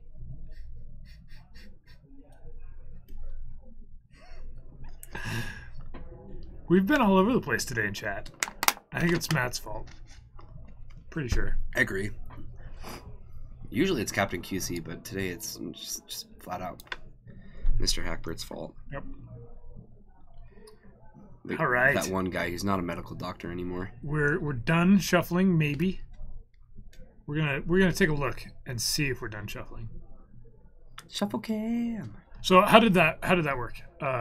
We like commissioned them. Paragon commissioned them. To Yeah. Right? So they make the dice, and then we designed them, and so they sell their, like, it's their dice with our logo. Yeah. But we have many of them, and we support Die Hard product here, so it's kind of a deal. All right, we're back to the shuffling phase.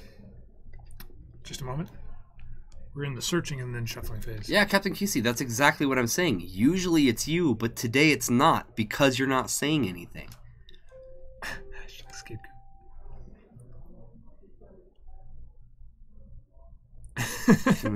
Can I please speak the F up?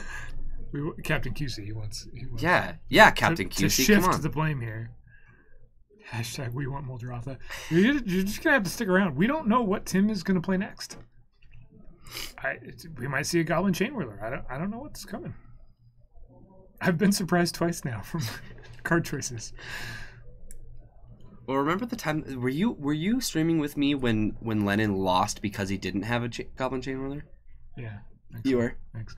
Storm went off, made a bunch of goblins, and then gave him the opportunity to Goblin Matron off of his. And there wasn't one in the deck at the time.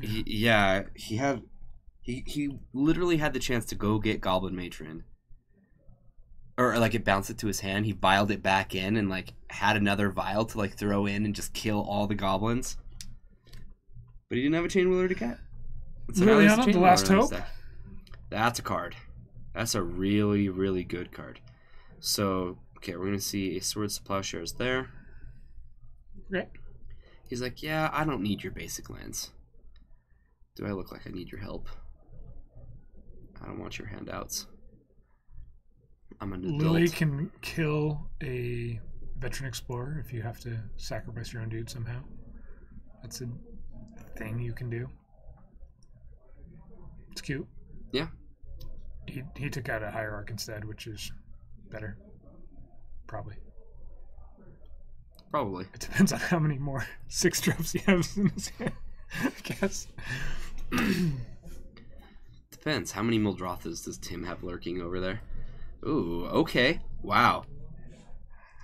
So Wasteland. Yeah, Wasteland's going to take out the blue and green source that Tim had, and now does he have another land? He does. He just drew a Misty. Okay. And he's definitely alright. But this Liliana might just end the game by itself. It's definitely possible. Goes and gets a basic forest. Who needs blue? Not Tim. That Sylvan Library got decayed so abruptly it died before he cast it. Yep. That was the fastest abrupt decay I've ever seen.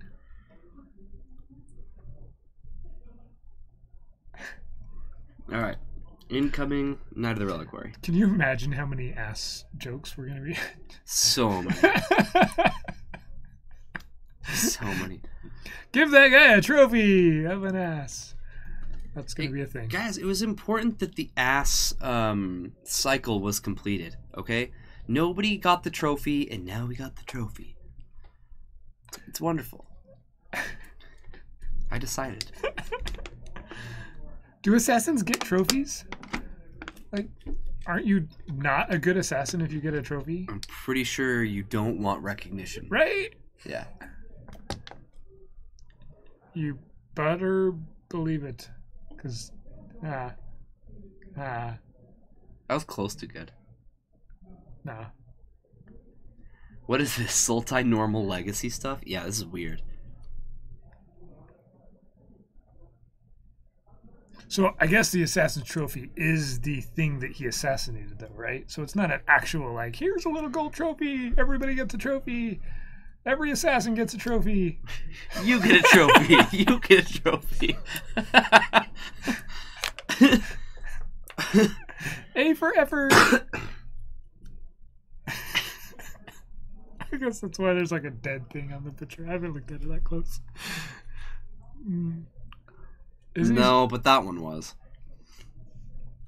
That one was Hackbert. Who's supposed to search for a basic? I missed something. No, you didn't miss anything. Oh.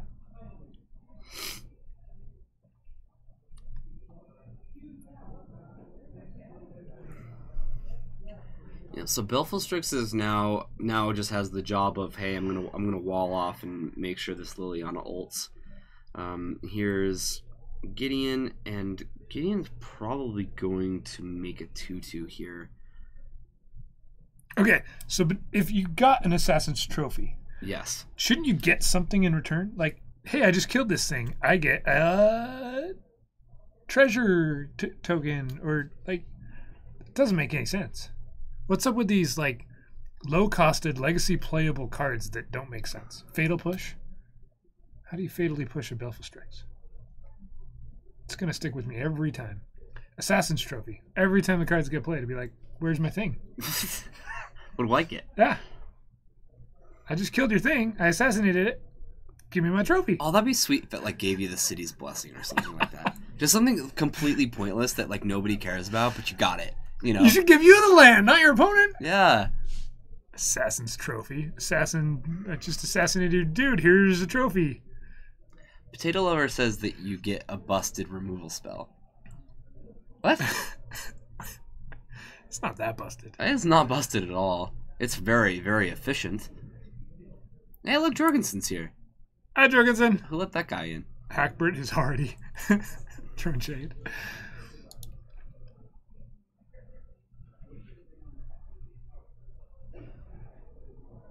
Your unhappy face got tiny URL'd. That's silly.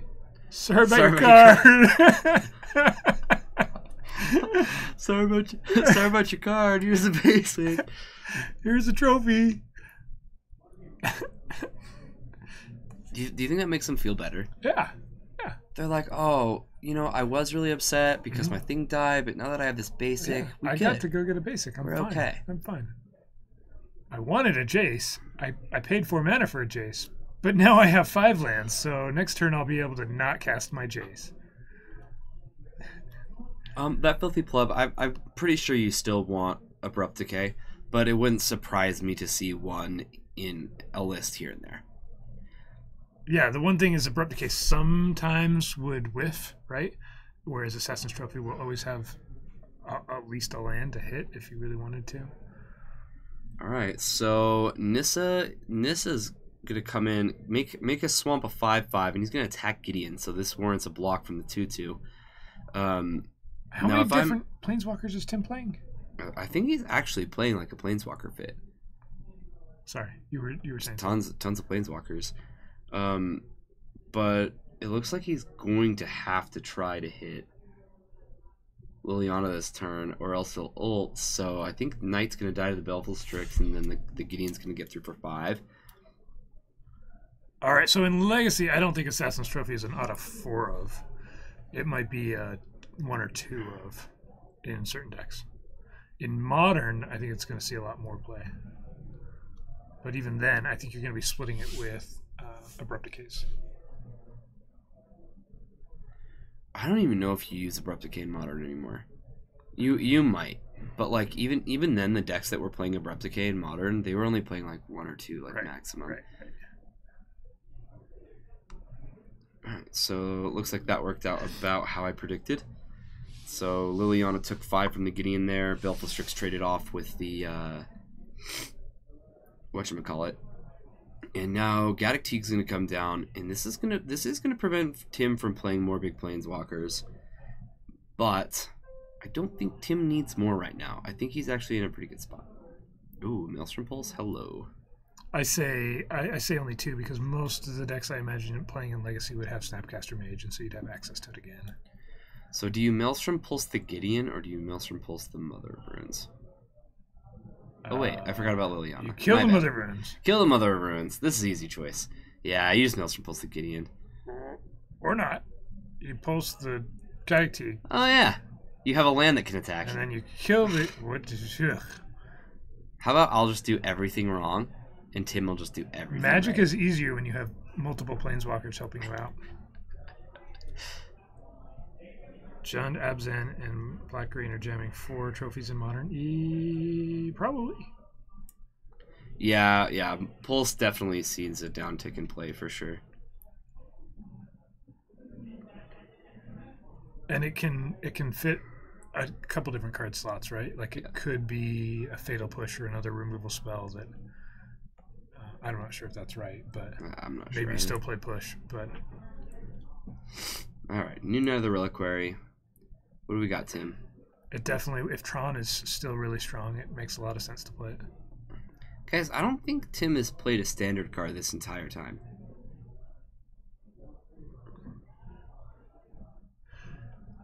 So, like, we're in a Ravnica set that has shocks, right? And shocks aren't nearly as desirable as fetches were when Cons came out. But Cons was so heavily purchased that a lot of the really playable rares were actually really affordable. So I don't think Trophy is going to be too expensive, unless a lot of the rest of the set just isn't. Nissa Vital Force is still in standard? I think. She really? She. No. Oh, was she Kaladesh? Shows what I know. Yeah, you guys are right. Yeah. Never mind. He's playing with his standard card. That's good. That's good. Glad Tim's playing some standard. Is Last Hope still standard too? No. It rotated last rotation. Yeah, Kaladesh is only going to be in standard for like another, couple weeks. We've seen attacks with Chalice of the Void in round 1. Now we see attacks with Swamps in round 2. Yeah, Chalice of the Voids and Swamps are actually really, really efficient at dealing damage with the right things.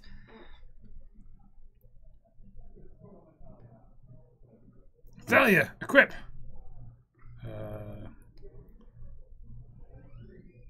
Downtick Lily, attack with a Swamp. I think that we're about to see an Abrupt Decay. Just take out this sword. Or what? That's fine too. Then he can't block. Oh yeah, I guess he just kills. I would have been like, no way. I'm up. So if you have a Jace, a Nissa, and a Lily, you win the game? Question mark? They're better than a pull from tomorrow. I believe that. All right, here's our other match where Zach looks like he's attacking this Eldrazi post player with a Tarmogoyf and a flipped Delver. Life total seem to be pretty even, and we'll see if anything. This is a lot of mana that James has. If he doesn't have anything, you can start activating Eye of Ugin, because he's got what? This is 6, 7, 8 mana, and then if you have an Eldrazi to cast, then it's 9. It's almost like the Gatewatch are more powerful when in a group. Yep, so we're going to activate Eye of Ugin. Let's go get a big old Ulamog type thing.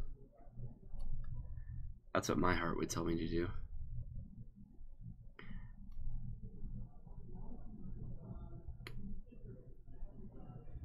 Counting lands. So it's 1, 2, 3, 4, and then Eldrazi, it's 5, 6, 7. What would he need here to actually cast this? Yeah, I don't think he can cast Ulamog. He's got 7 right now. So if he has another post in play, then that's enough. No, that'd be just 8 for this turn now. I don't think so. Do we have those counters for all the tables? No, definitely not. Our players actually do not love those counters. These life counters? Yeah, the flip life. We really need like little tablets or something. Yeah, those are just there so that you guys can see it easily. We were using some dice at one point, and it wasn't happening. Yeah.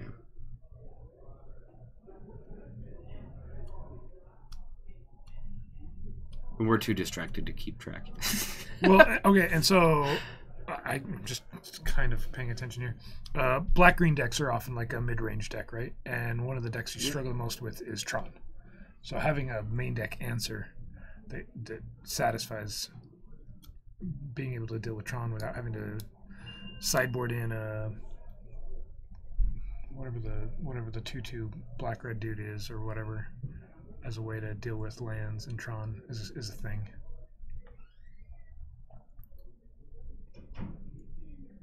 Yeah,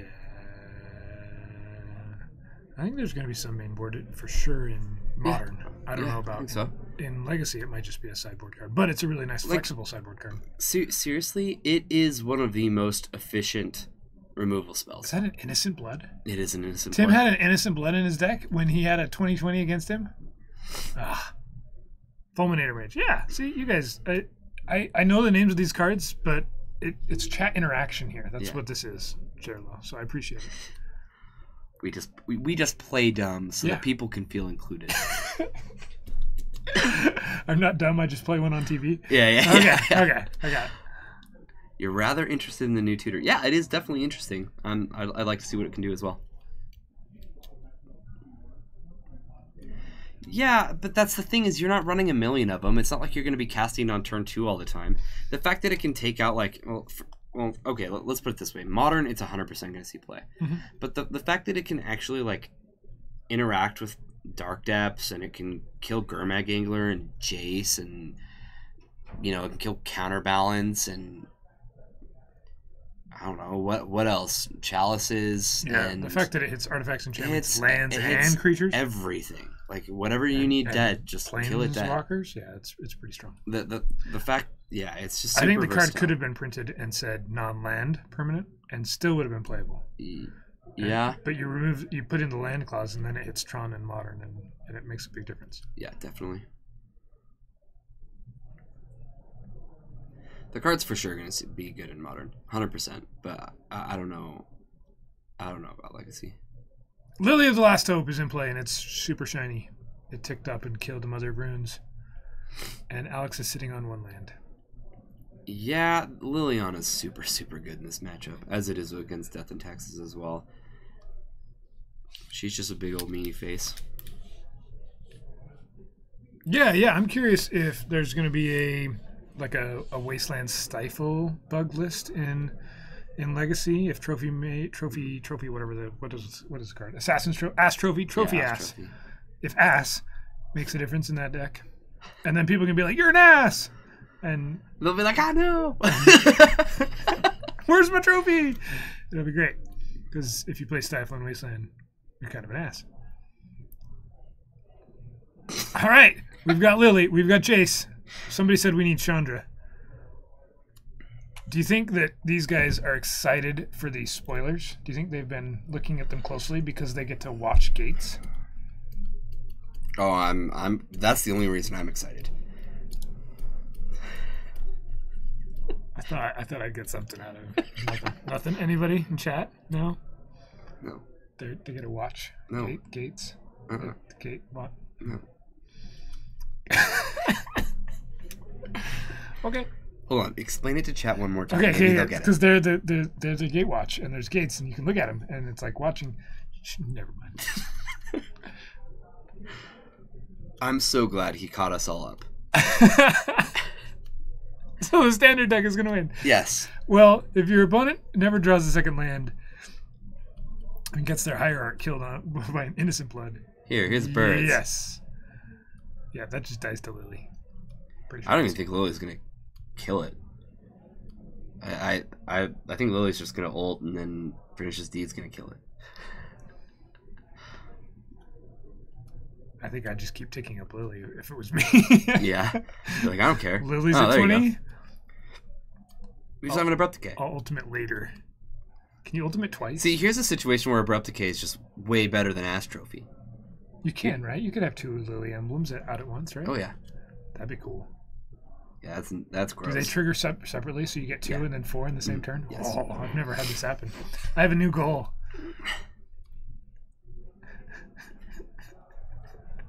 It's going to be hard with all the Ass Trophies going around, though, because they'll just kill my lilies before I get a chance. You can counter those. It's Abrupticate that you want to be scared of. Okay. He's like, I'm going to beat you with zombies. A lot of and them. I'm going to beat you with Jace ult. Which one first? It's a race. I vote zombies. Haha! Do you think Alex was saving that Mother of Runes because he knew that Liliana was going to kill it this way? Probably not. He still hasn't drawn a second land. Who needs it? No. Maverick doesn't need lands, right? He's been Swords of Posturing the Veteran Explorers every chance he gets. Very true.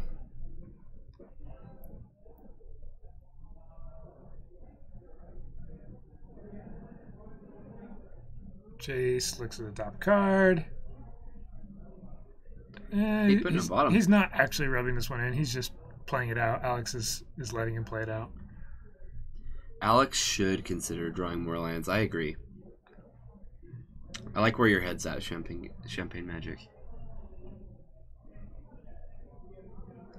See, if I'm Tim, I would just blow up the deed just to kill the mom at this point, and then just win with Jace instead of zombies. Ah! Land number 2! Yeah, deed got there. Deed kills that. Shh. Blow up deed? Kill all the zombies? Yeah, that's what I would do.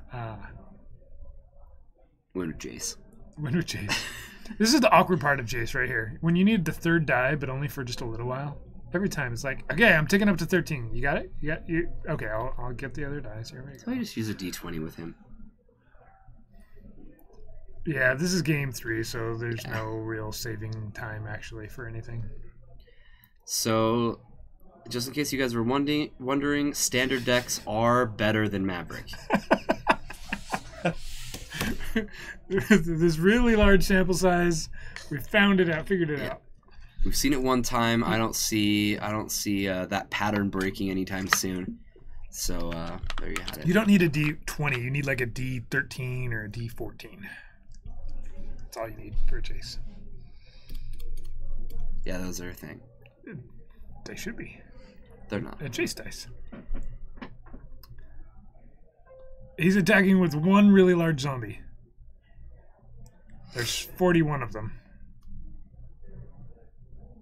Or 14 of them. I can't. It's upside down. I can't tell. Yeah. He died like 2 weeks ago.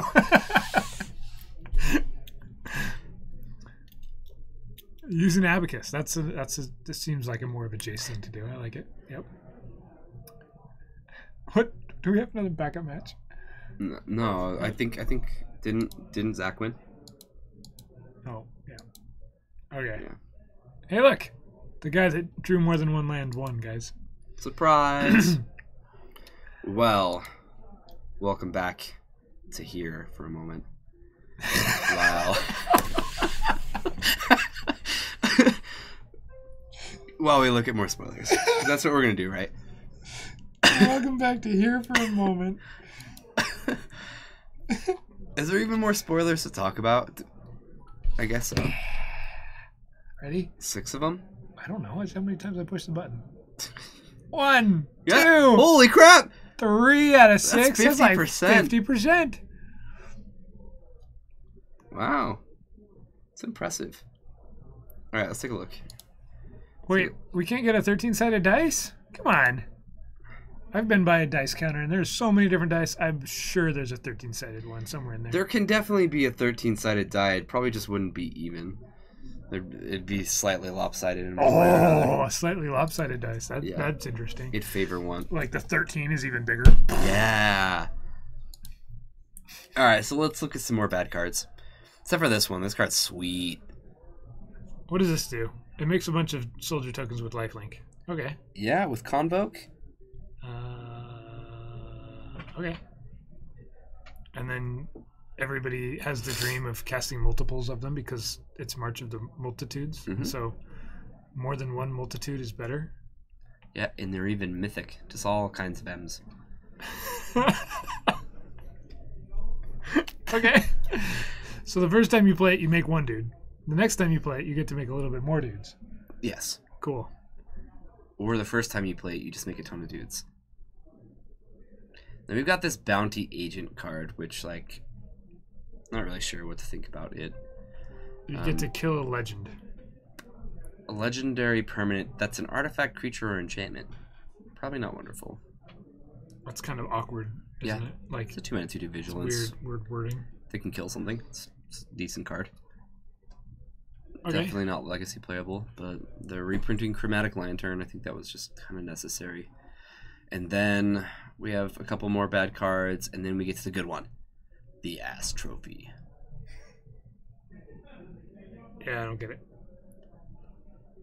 What's not to get? Where's the trophy? It's right there. What is it? Why don't you get one? Why doesn't the card give you the trophy? I'm just going to assume that there's a good trophy, and you just need to go find it. And maybe you need to assassin somebody to get it, so that way you could know. Maybe it's an internal trophy. Have you heard the debate about the beta card Royal Assassin? While we're talking about assassins. Why the beta version? Is the well, it's the original, okay. Right? It doesn't matter, any of them. Is the card an assassin? Is it assassin? Or is it a royal assassin? Does it assass royal things? Or is it like employed by royalty and it's their assassin?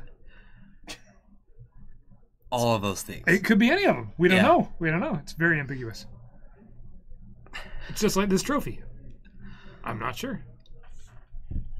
It's obviously the Assassin's Trophy.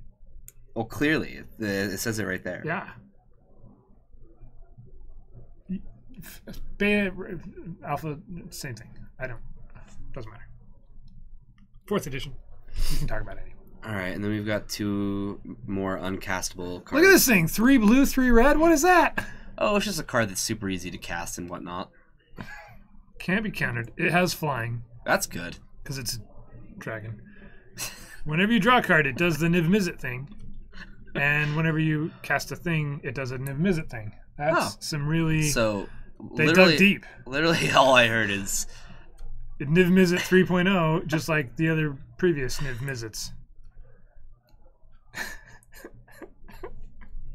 Are these cards any good? They make you turn sideways to read them? Return up to 2 target creature cards. Nope. Nope. Deal 5 damage to target attacking creature. Okay. And creatures you can has nothing to do with the other one. Okay. That was neat. But you can't do both. You have to do one or the other. They don't have fuse. Yeah, none of that crap. Alright, these are the dual deck garbage cards. Let's not talk about we can see if Tim wants to play one in his deck. Yeah, I probably would. Yeah, alright. You've convinced me. Alright, let's see if Tim will play it. So, 7 mana for 5 loyalty. +2, put a +1/+1 counter on up to 1 target creature. That creature gains menace until end of turn. Well, this will work really, really well because that way he can use his veteran explorers to attack for 3. And they will be able to be blocked, which is just what you want. Right. Okay. And then if you plus again, it'll be for 5. So -3 can destroy target creature, which is strictly worse than Nebraska that we just saw. And then we've got this -10 ability. For each creature card in your graveyard, put a +1/+1 counter on each creature you control, which is going to be so many. Which is just like going to 1 life. This is basically the best card All I've right, ever seen. Scroll back up. Let's look at this beast thing that somebody's talking about in chat. Go up to the top. Oh, the big stupid beast? Okay. Yeah, this guy.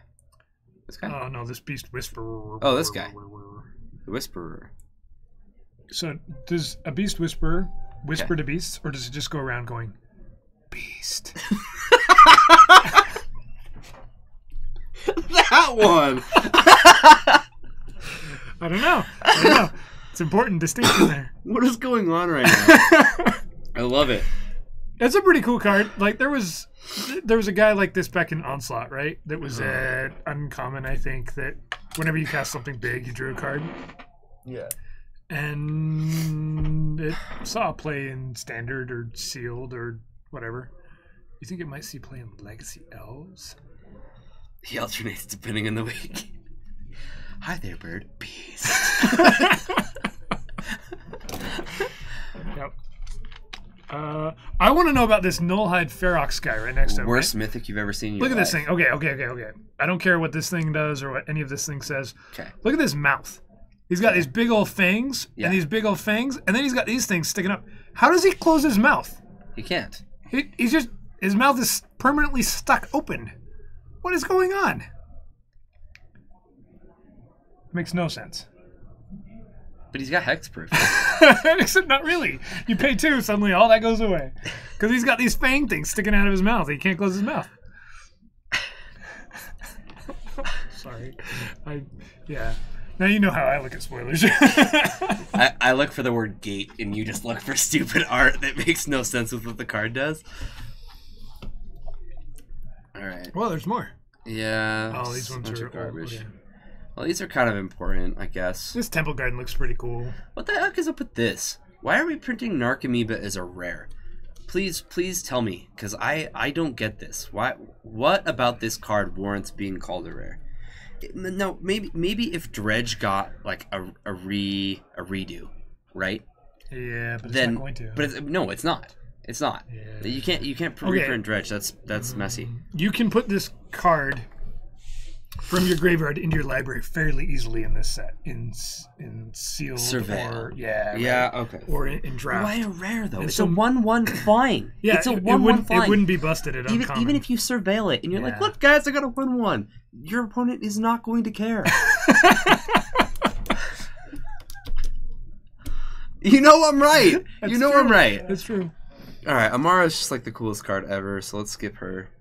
Ooh, is she cool? Oh yeah, she's awesome. Whenever she becomes tapped, create a dude.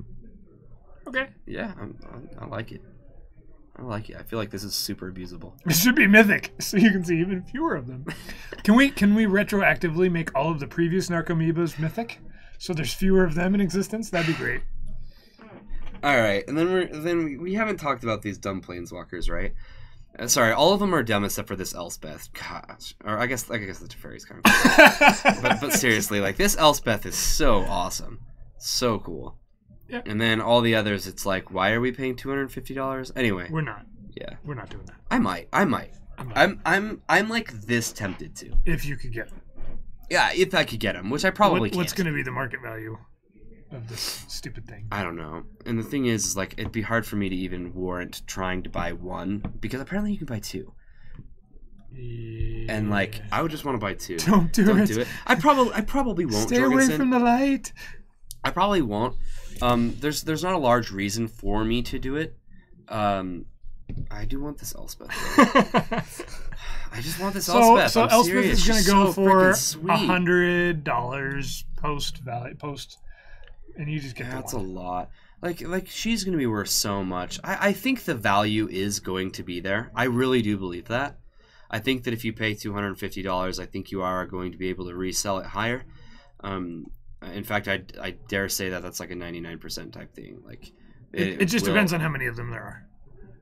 It does. If I'm able to go onto the website day of and buy one, then they're going to stay right around $250. If they immediately sell out, like the San Diego cards do when they try and put those on the website, and they're that limited, and bots just snap them up. Because I can't even remember the last time that Hasbro did this.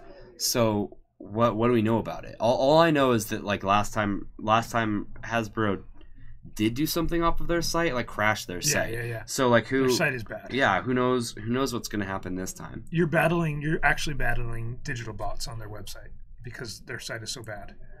And there's no Captcha or anything like that to try and prevent anything. Yeah. And good luck. Yeah, good luck.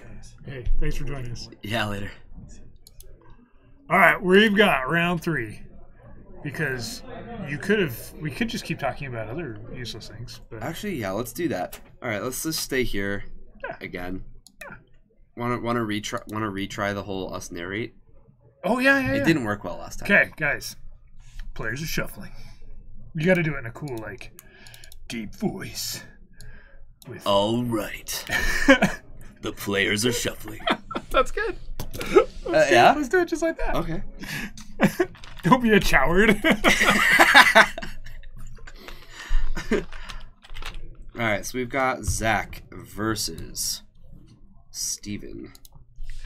I've seen a lot of chatter online about how it's unfair that people outside of the U.S. can't order these things because Hasbro's store doesn't ship internationally, right? I want to know how many of those people that are on Reddit or wherever live in the U.S. and they're just complaining because they can. Probably half. This isn't fair for other people. I don't get it.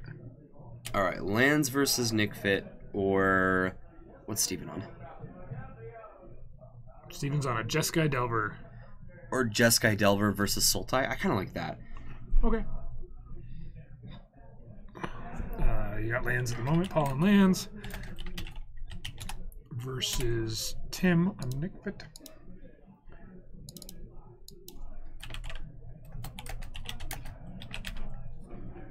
Goblins. Goblins. We showed that on round 1. Seems a lot less hectic than the current Swarm the Store. Okay, so Champagne, I agree, except that Hasbro is one of the largest toy companies in the world. You would think that they'd have a website that could handle a decent amount of traffic. It can't. And it's really frustrating if you go on there and try and order something that you know is for sale that day. You're there, you've spent the time to get there that day and be there and be sitting at your computer. And you go to click and you add it to your cart and it's in your cart, and then you go to enter your credit card information and the site crashes. Or you actually enter your credit card information, your card gets charged for the thing that you're willing to spend $250 on, and then they're sold out after that, and they credit your card back later because they're out of them. And that happens with the Hasbro site. It's happened with the San Diego Comic-Con cards for people, and that's silly. Why offer a product that you actually can't get? And Morrow said something about exclusivity, right? It's a collectible card game, and so having things that are hard to get actually matters. And so they're intentionally selling a product that is difficult to get. That's weird. Yeah, that is very strange. It's like if you wanted to do that, make it an award, right? Hey, you placed day 2 to GP, you have access to this thing, or you. I don't know. Don't make it so that only digital buyers are the only ones who can buy it. That seems like a silly way of doing something exclusive.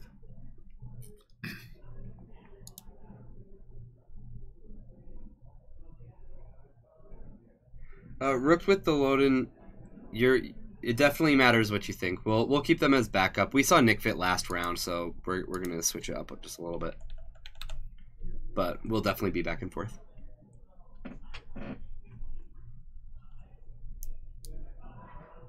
So the $250 actually, I think, is like the San Diego Comic cards right now. The market is $250 for the. I think so. That's kind of an okay price, and you're getting a bunch of packs. You get like a full box, isn't it? Almost. It's like a 24-pack box. Yeah, it's like almost a full box of Guilds of Ravnica. I think the $250 price is actually fair-ish. I think it's fair.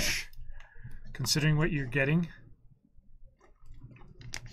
Like, I look at it this way. You're getting a Liliana of the Last Hope, which is what, like a $40 card right now?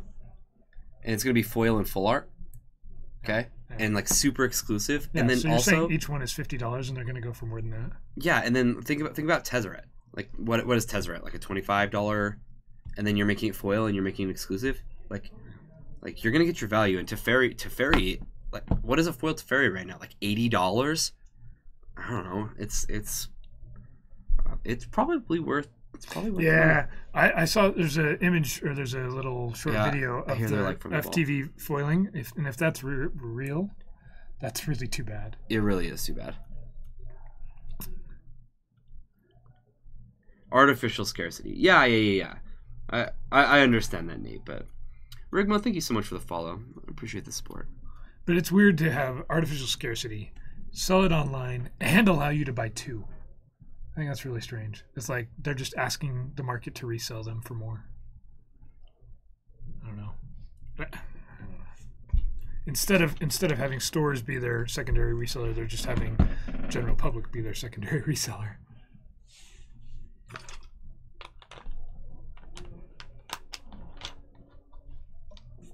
All right, look, this is a game of Magic. Zach's playing this Sultai deck. We saw a little bit of it previously. Steven's on a Jeskai Delver, so the white is there for Stoneforge Mystic? Maybe. I've seen the white there for different things, but we're gonna find out. But he's off to a good start. He was able to play a Delver, and then he was able to daze the Fatal Push that Zach threw at it. So definitely underway here.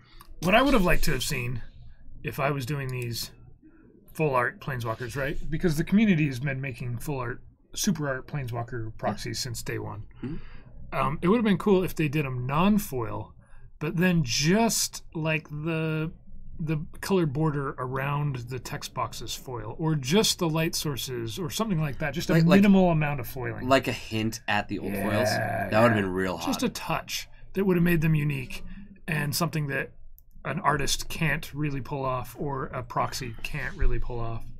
And then you start to get me around to the fact that, hey, these are really expensive because they were harder to make. Yeah. And if it's the from the vault foiling though, then I'm out. No, you're absolutely right. Who was it that said something about from the vault up here? Champagne Magic. He says I don't understand why WotC uses FTV foiling still after like 12 years of people complaining endlessly. Yeah, that's exactly where I'm at too. Like why? There's nobody likes it, and no. Let me take that back. It was cool the first time. You guys remember from the Vault Dragons? People were like, "Whoa, these are sweet, these are cool," but that was the first time. Yeah. That was the first time they got printed, so people were like, "Oh, these are so cool," and then they kept doing them. They should have stopped. They should have stopped after like, honestly, like after like From the Vault like Exiled or something. They should have been done. Like four times is enough to hear from your fan or your all the. So I'm really hoping that video that's out there from the vault is fake. Yeah, hopefully. Yeah. There's enough different ways that they could have done it, and at $250 price tag. Right, you'd like to get something that at least doesn't freaking curl, like just because you left it out for like a minute, or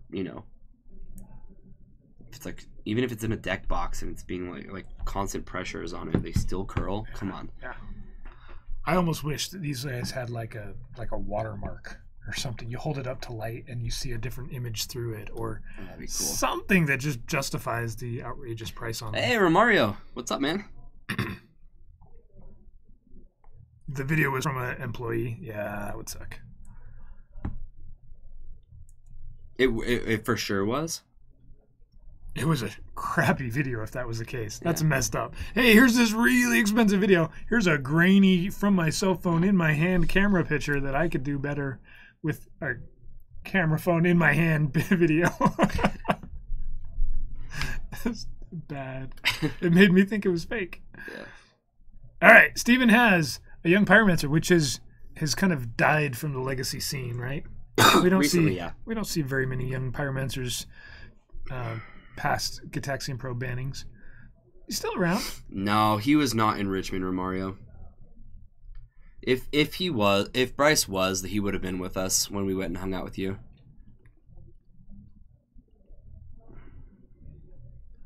Yep, I couldn't make it. Did you see there's a new young pyromancer? What? Check this out.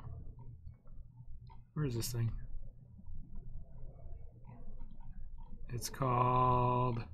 It's blue. Yeah, he should have gone. Crap.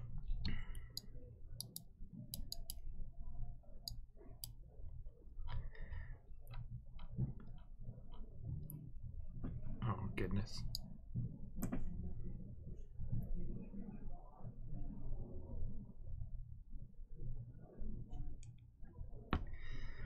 Alright, here's a Gurmag Ingler. Definitely not looking good in the face of this young pyromancer.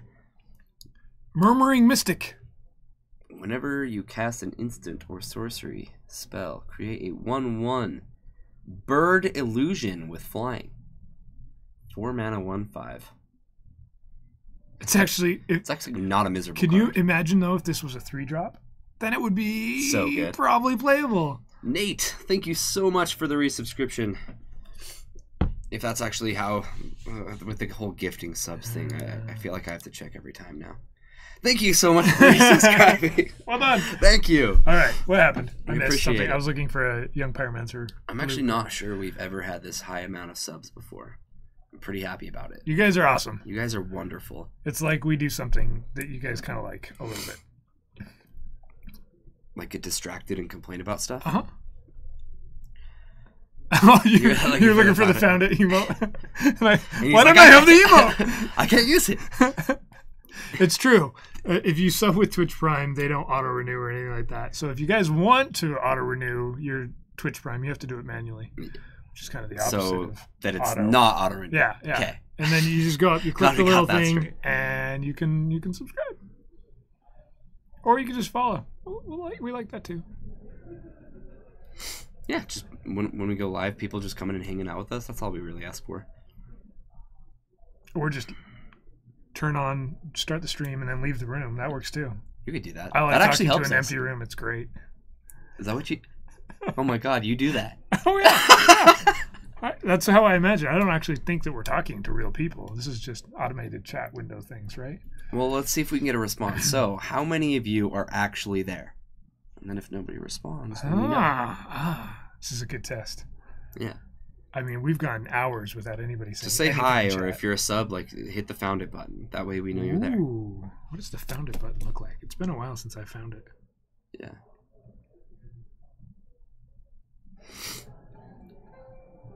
Oh, Great Wheeler's a hero now.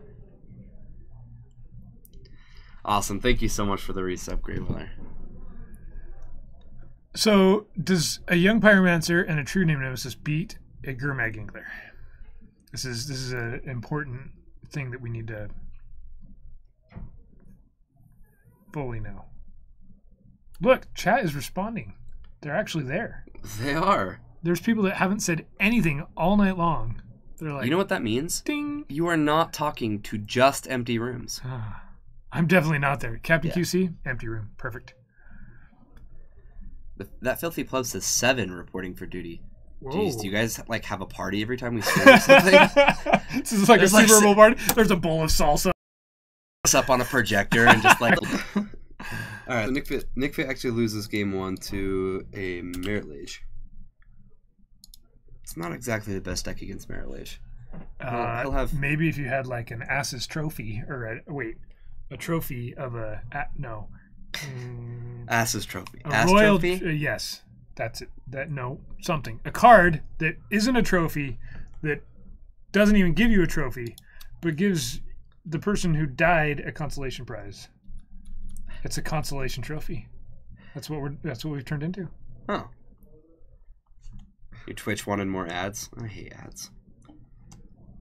So if you have Twitch Prime, I think it's changing. But at the moment, if you have Twitch Prime, you don't have ads. Well, isn't hold on, Nate? Isn't Divert an actual bugged card on Moto though? Like slightly.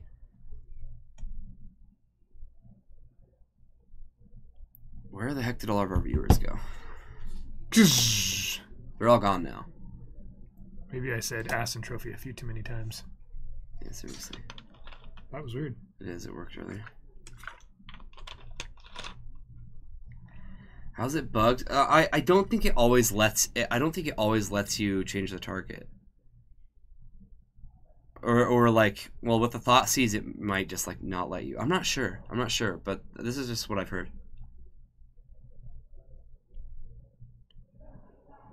Where did everybody go? Did the stream die? Maybe. All of a sudden it says we have zero viewers in our chat. Which is obviously not true, because Romario and Nate just... No, we're good. Really? Yeah. Why is it showing 0? This is just... The stats are just down. I was like, dang it, Bryce. We finally had people in our chat, and now they're all gone, and it's because of you. Because we asked them to say something. 54 is like 30 less than what we were seeing before. That's super weird. What happened? It keeps freezing every now and then? Well, that's annoying. The stream died for 30 seconds. Okay, that makes more sense. No, it did not show us that on our end.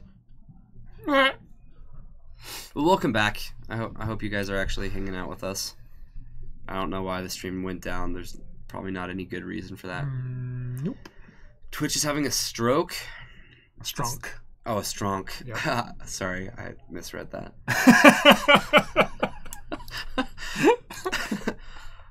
showing it's okay on our end, but Yep. It looks fine at the moment. Yeah. All right, we're on game 2 of Zach on Sultai versus Steven There it on is. Chess Guy. 56 people. There we go.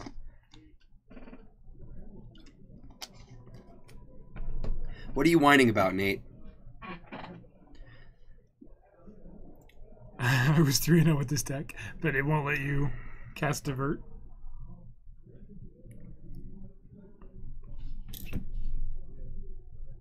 What does Divert do? You like change the direction? Yeah. It changes the target of something unless they pay like 1 or 2. Is it 1? So you're trying to make 1. Your opponent Thoughtseize himself? Yeah. Boo. Yeah, and it has a single target. You should be able to change Thoughtseize target. Card's really good. I don't know that I'd call it a poor man's misdirection. I actually think the card is just like decent. Is that what happens when Rob Gronkowski has a stroke? I don't know. A strong. Wizard Brad, thank you. I needed that.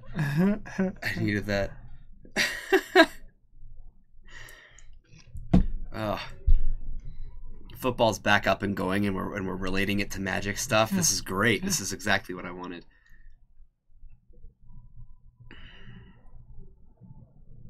Oh, Devet. There we go. Proving, nope.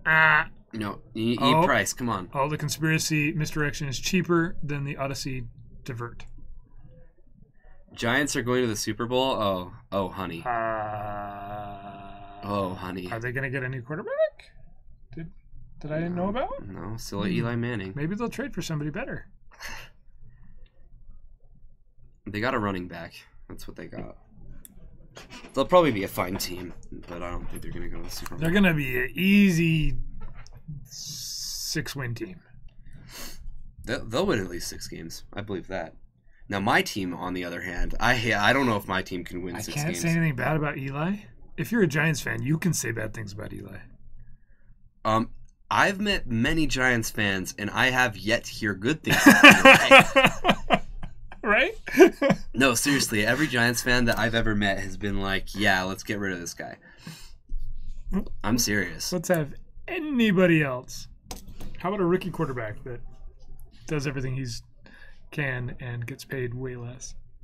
See, I'm a Bengals fan, so I'm looking at like a 4 or 5 win season. He had a strunk. He had a strunk, and now he breathes through his mouth. Yeah. Yeah, it's true. He did. That doesn't make him good, in my opinion. The Giants won 2 Super Bowls. He didn't. It's very different. Yeah. Peyton Manning's last Super Bowl doesn't really go on his resume either. Didn't get to cast it. Is Divert one of those dumb Yu-Gi-Oh cards? Yeah, it got printed as an invention. Cat. Yeah, that's $22 invention. Yeah, I think it's probably like the cheapest one. That's a steal. It really is. I should buy one. You should. All right, I got a super important question for chat. Okay. Are you guys ready? I'm going to, in the near future, buy a new car. Okay. Ooh. Right? Sorry. A black Tesla Model 3. Whoa. Now that they're finally available and they're buyable. Okay. I've been waiting I've been on the waiting list for like over a year. So we had this discussion once upon a time about having license plates that somehow anagram up to something Magic related, right? Yeah. And somebody said you would get what? I was going to get Jundam out. And I still want to, but I haven't gotten enough donations. And you'd spell out like with no... How would you spell it? Probably JNDEMOT. Something like that, right? Something like that. Because you get 7 letters. All right. Yeah. So here's the question. Like we've all seen the picture of a Lotus Elise that says add 3 mana, add right? 3 mana, right? And it's a black Lotus and it adds 3 mana. Chalice on 1.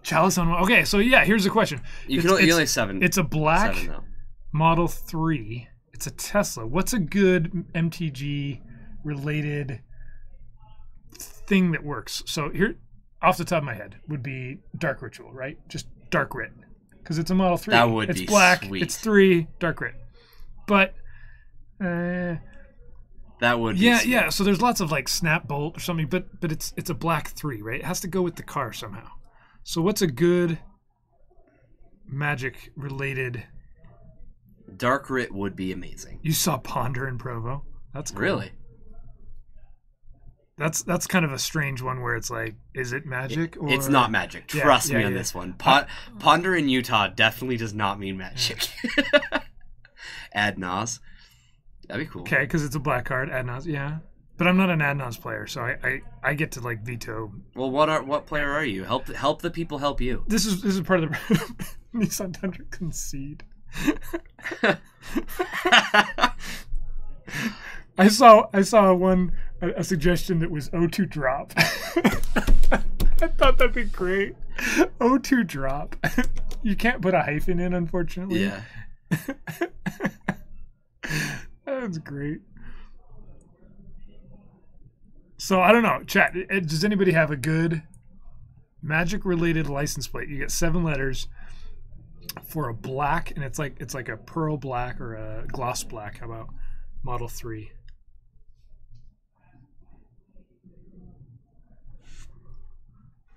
Secrets costs 3. What does that one do? It's the Surveil 2, Draw 2, Take 2. It's too much mana. Yeah. No, I don't think it's even more. No, Death Shadow functions off of much less. It's going to be great in whatever standard deck cares about that. But yeah. 3 is too much mana. Okay, so here's another one. It could just be Mox Jet.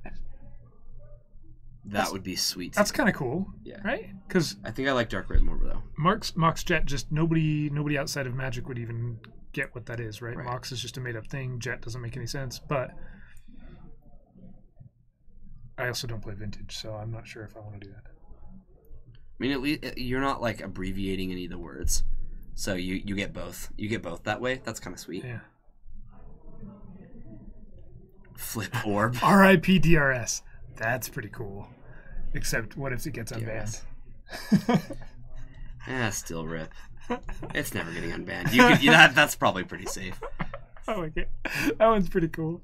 I don't know if you can do. There's a weird subsection of things you can't put on a license plate. I don't know if you could do rest in peace anything.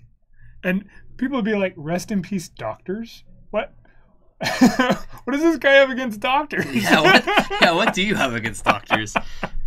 That is definitely what they think. Rest in peace, doctors.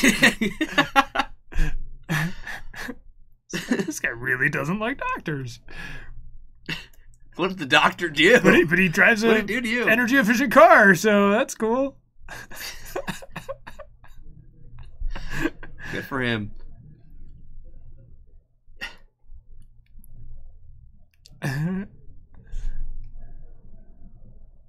I don't know if I'm gonna do it or not, but I haven't come up with one that's other than Mox Jet that I really think is cool.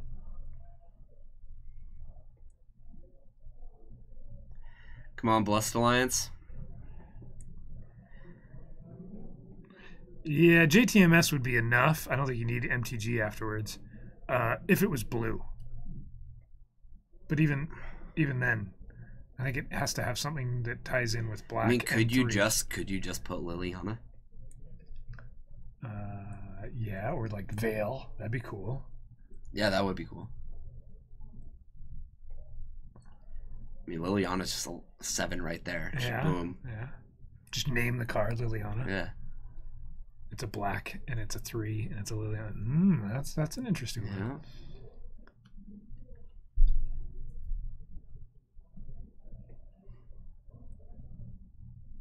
I like that. I do too. Torok. Him would be pretty cool too in Utah. Everybody would be like, what? Him?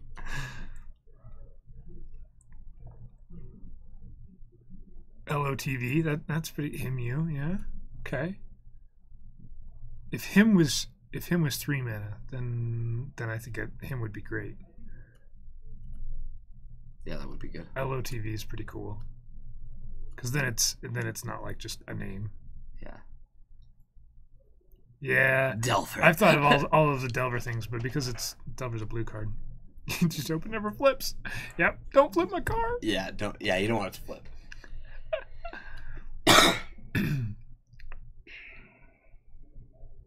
BB him you.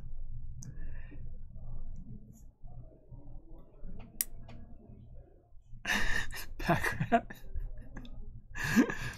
It's hard to think of like a good black. The Liliana one is pretty good.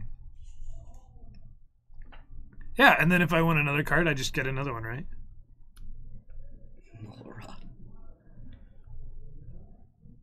Doomsday is actually a pretty cool one too, right? But I don't think you can put Doomsday on a car. I don't know what their rules are. Yeah. They probably differ from state to state. Right. I think it's vague enough that they can say no to just about everything they want to. Yeah. So these guys are playing Magic. None of them have. Well, yeah. Yeah, you but could like shorten it. Yeah. You could take up the S. That'd work fine. Or just take out all the vowels. All right. Well, Steven's finally got something in play that actually might keep him. Oh, never mind. Yeah, Tasker's gonna shut that plan down. It's not a Tasker, but Tasmag the Grimafagler. right, it is that. Yeah. They're the same thing. Spectre would be cool. Can you put Spectre? I don't see why not. Hippie doesn't. Hippie's too. See, it's got to be something that's like only a Magic player would get it. It wouldn't let you put I love tofu? Aww. Really? They probably thought tofu was like some anagram for a exotic drug or something. D Shadow. Or they looked up and saw that you're a vegetarian. Ooh, Entomb. That's kind of sweet. Can you put Entomb on a car? Yeah, why not? I don't know. There's only one way to find out. So you can go online and do it, and you can actually put it in, and it'll tell you if it's available. Oh, 2 FU. Yeah, you can't put F and U on a license plate. I love to. That actually makes sense. Yeah, it does. That's why you couldn't do it. I'm getting Entomb if you don't. No. You have to get Grizzlebrand, Nate. That's the only thing you're allowed to put on your car.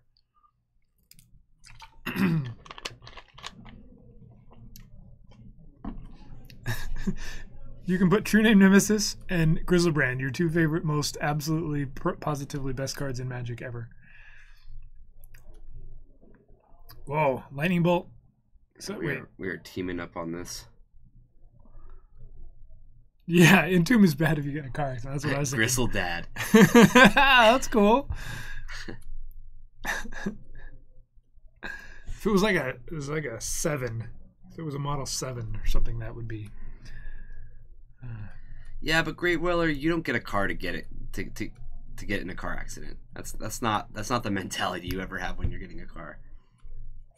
Yogwill would be cool if it was like a legacy card at all, but I don't play Commander. So like I have a Yawgmoth's Will that's just sitting in a trade binder. Somebody Mine's else in my cube. needs to play with it. Yeah, I got one of the sweet Judge ones.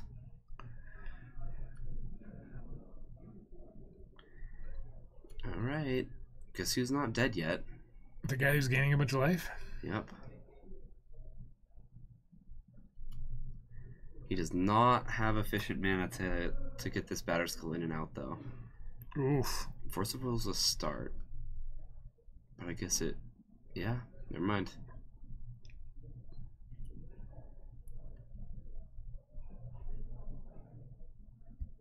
Mind Twitch. Jet, if we're going for original printing cards. Mox Jet's pretty cool. Yeah. Leovold. Hey, it's Sultai. Why not just play one? Yeah. All right, this is what we're gonna do. We're gonna do a search. Okay. For what? For a black card. Okay. That is legacy legal. This is probably game 3. Yeah, I think probably. Converted mana cost 3. Okay. All right, and we're gonna search it by value, so that way we can see the big stuff. Okay. I like it. Merit Lage takes it again. 20. Grim Tutor. Leon the Veil. Yeah, do Cabal Ghoul. Oh yeah, we're gonna get all. Oh, Oubliette. That's actually really cool. You can't quite put it on a license. You're close. If you shorten oubliette, can anybody understand what it says? Maybe not. Maybe. Cruel Tutor. Leona Lasso.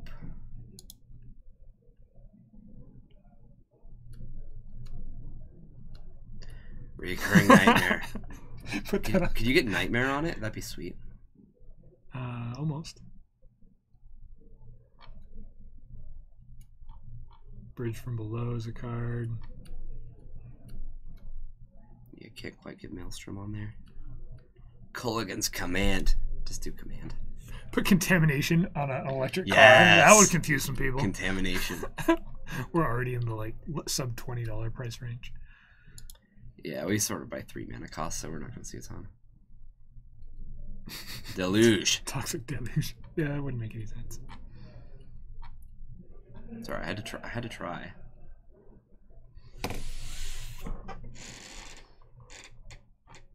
Oh man. Season of the Witch. All right. Rixile TV, thank you so much for the subscription. Guys, we are at 34 subscriptions now. Oh, it's Batusai who's Oh, gifting Batusai. Way to go. Rixile TV. You can find it. Now we can find it. Now we can find it. Awesome. Thank you so much for the gifted sub there, Batusai. Congratulations, Rixile. Simeon Spirit Guide X3, and then what's BM? Mhm. SSG X3. I'm confused. What are we talking about? The blue team. I'm not sure. I was thinking if that was another license plate. They call you that money kid with the hair? Oh, Blood Moon. Okay. Blood Moon. Yeah. Gotcha. If it was a red card, that makes sense. Yeah. There's a bunch of things that would work. Like an acronym of Blood Moon for a red card would be kind of cool.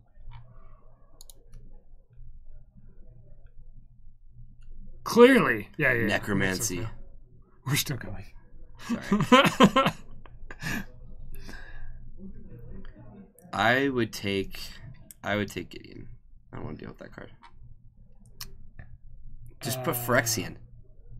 You could easily get that on. Yeah, that'd be kind of cool. You could. You don't need the E, and you probably don't need... You could put an F instead of the PH. Yeah, you could. Yeah, that'd be sweet. Phyrexian.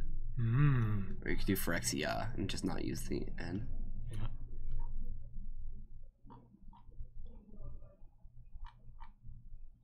Attrition. Vindicate.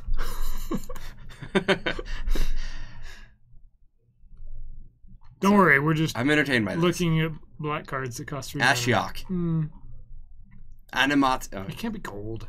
It's not a gold card. Oh, okay. Card. Is your interior completely black? Pretty much. Okay. Geralf's. The messenger. Yeah, set names would be pretty easy. Drana. There you go.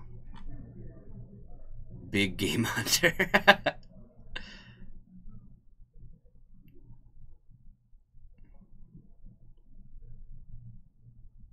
Urborg. There's a lot of license plates in different states that are just the W, U, B, R, G, the 5 mana. Yeah. Urborg.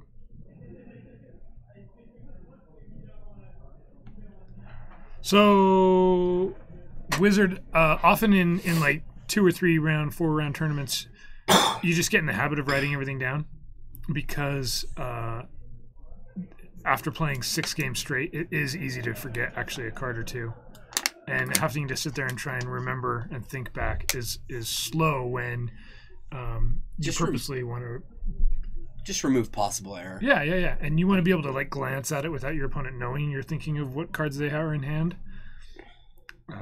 It's just a good habit. Anytime you play at a GP, you always want to write down every single card that you are aware of as habit and do it quickly.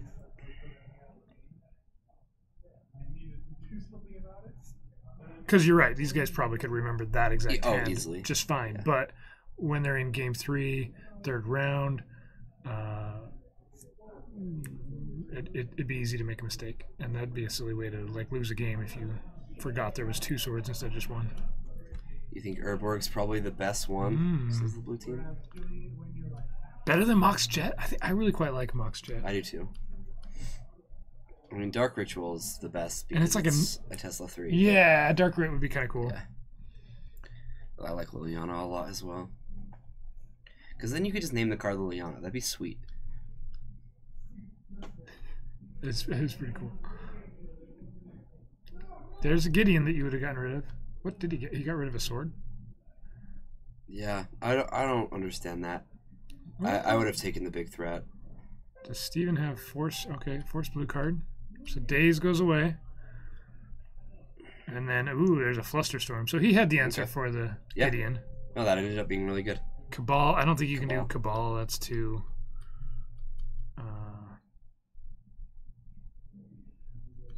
real world negative. I mean, you could try though. Like you could at least see what's okay and what's not when you're submitting it. They're gonna tell you yes or no. It's not like it's a bad thing if they tell you no.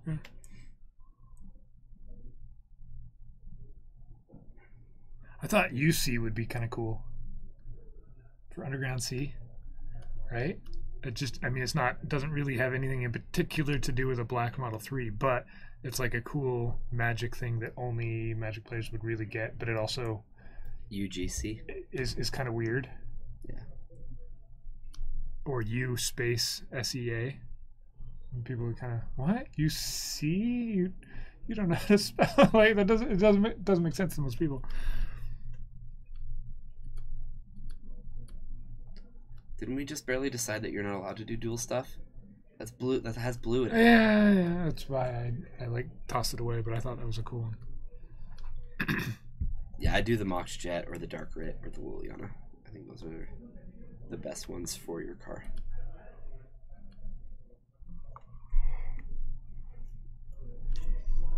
There's a flipped Delver. Steven's out of cards in hand. No, he's got 1. I lied. He just drew something. Yep, and now the life totals are going to be creeping down. It's kind of fun when you go turn 1 Thoughtseize and you're able to plan out how the turns are going to go. Which cards are going to... Like, Zach's purposely played a Tarmogoyf into swords. It got swords. And he left Gideon there with the intent to counter it and was able to. Yep. And then, he finds a Delver and flips. That could have gone quite differently, I think, but... Counting up for Delver, or for Tarmogoyf. So Steven takes 7. And if he's able to find a creature and get it to stick so he can... Oh. There's a Thoughtseize. It shows a whole lot of nothing, and Zach's going to take this one. Let's see. If he had played a creature there, wouldn't... I guess that Force of Will stops that. That's it for Zach, right? Yeah, that should be it. All right, that's the end of round 3 for us. We've still got a little bit of time. We do. Now what? I can post an altar for you guys. Well, we haven't shown him your Garrick yet. That's the only one I've got to post today. We gotta show people that. I don't think I've even posted it. Did I? Nope. Publish.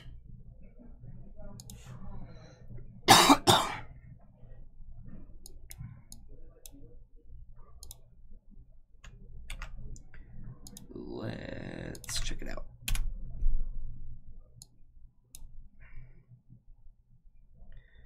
So we're going to take a look at what Bryce does in his spare time.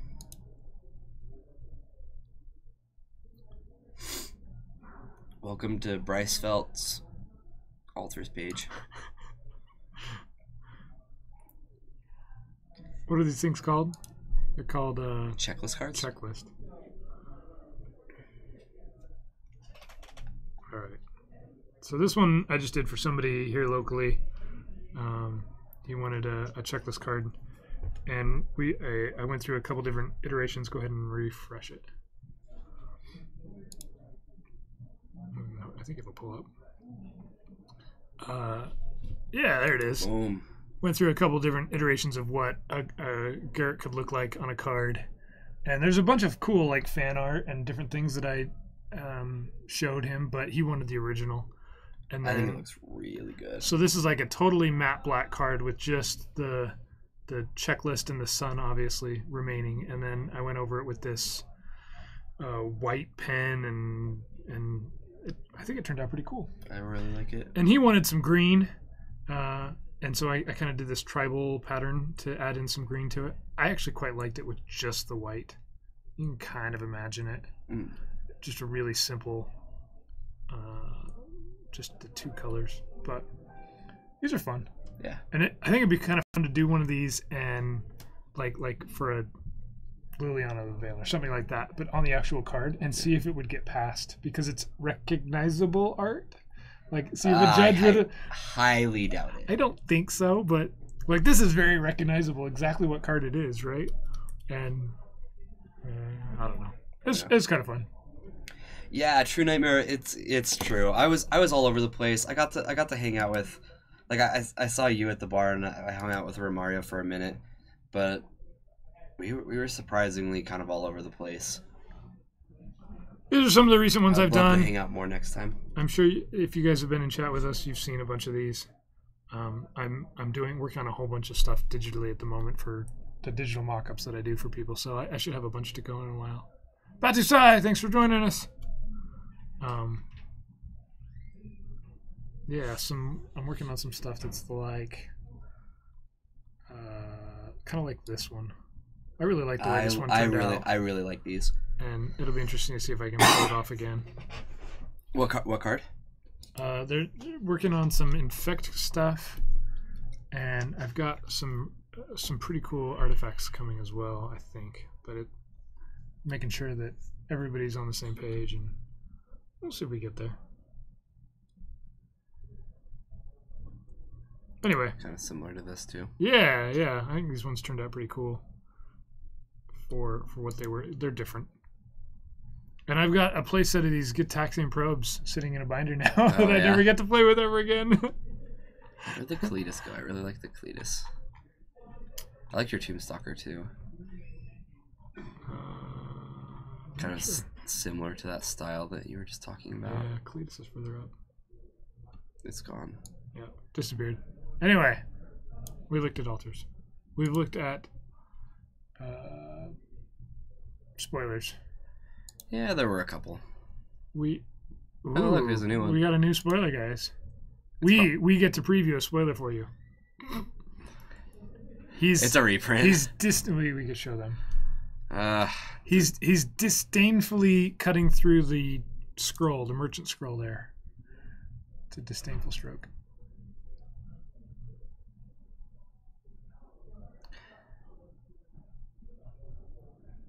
Make a pauper deck. Why in the world would I do something like that? There's 4 vintage decks for my 4 Gitaxian probes. There's an idea. Oh, that's what he's saying. He's like, yeah, hey, you can play them in pauper. Oh. Can you play 4 in pauper? Yeah. That's silly. I think so. You can play Young Pyromancer and get probe, and no, you can't play Pyromancer. No. Pauper is at least better than Modern. I definitely do not agree with that. You opened a Mox Pearl in your pity pack. How'd you do that? You were in Cube and you opened a Mox Pearl? No, he probably went like 2-1 in a league. Yeah. And he opened it in a chest. Oh. If you went 3, well, I'm confused. Ah. Or yeah, in a legacy league, he went 3-2. You know, yeah, it was in his treasure chest. Yeah, no, it's a card. Aren't they like not worth anything online? They're worth something, right? Power's worth something online. I actually think they're like worth quite a bit.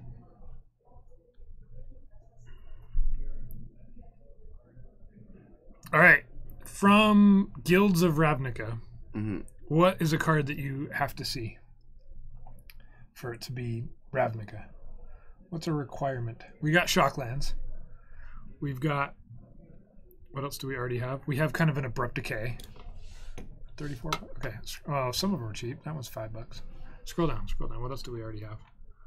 We've got a... Oh, I guess I'll show them. Hang out as we. Keep going down. Keep going down. No. No. I already saw what I need to see. It's this card right here. Yeah. Okay. No. Like for nostalgic, what makes Ravnica? A good standard format. Is that what it is? Yeah. Was this originally Dragon's Maze? Yeah, that was printed in the last one. It's another reprint. I mean, the fact that they made another Niv Mizzet, that's pretty Ravnica to me. It's like the reoccurring. We're not gonna have.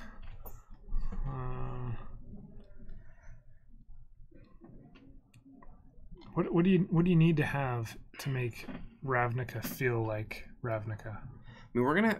I don't know. Just the art, probably. That's all that really matters. But seriously, every Ravnica we've had has been a good standard format, and like. Honestly, if Ravnica does what I think it's going to do to standard, I'd actually consider playing it. This guy's kind of interesting. 3 maybe? Had a couple hiccups today. Yeah.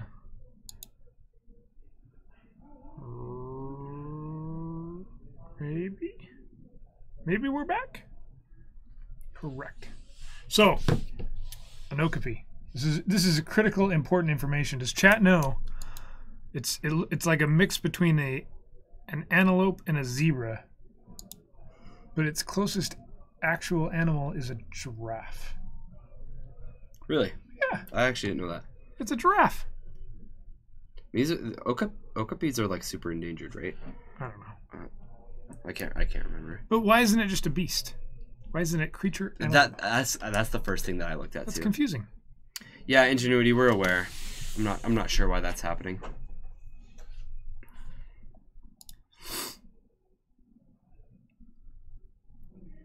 We lost a lot of frames there for a second.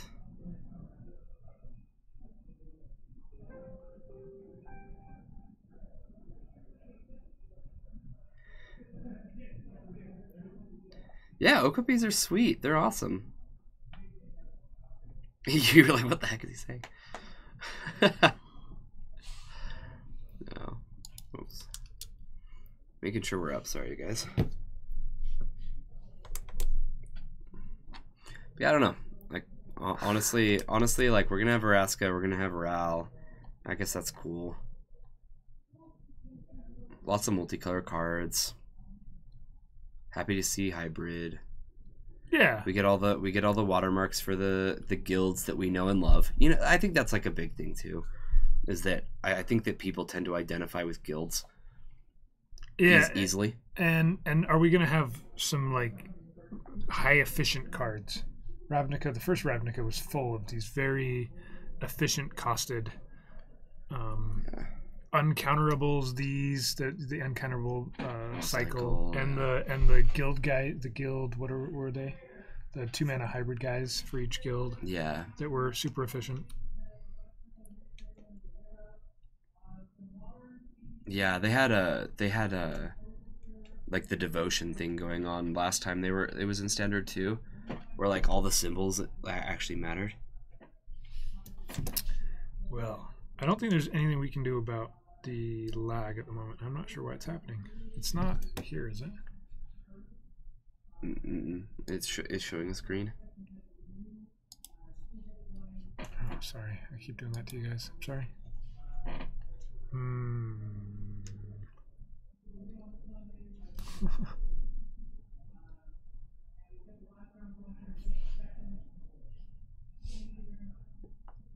It's fine now. I'll just say in the chat.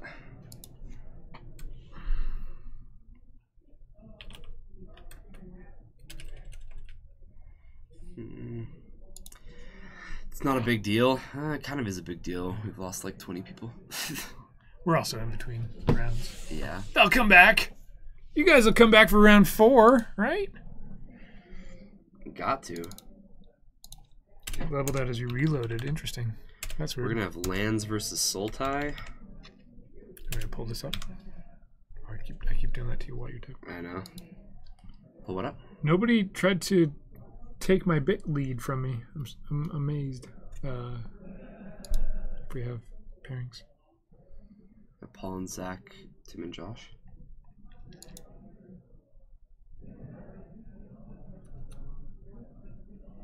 Look at that. Fix it real quick. Yeah, that'd be good. Since we're just hanging out for a minute. Yep. Yeah, you're not as critical. That's very true.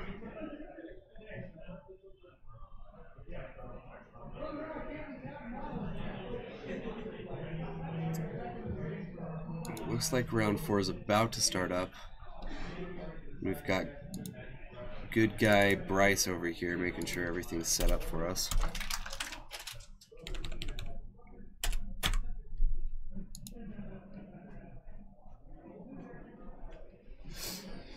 I'm actually gonna leave here. Be back in a sec. Right on. All right, we got players sitting down, maybe. Kind of. Maybe just about to. Who do we have?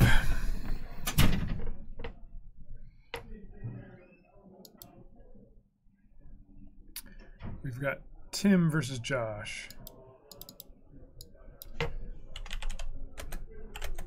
Tim is playing this Sultai Nickfit deck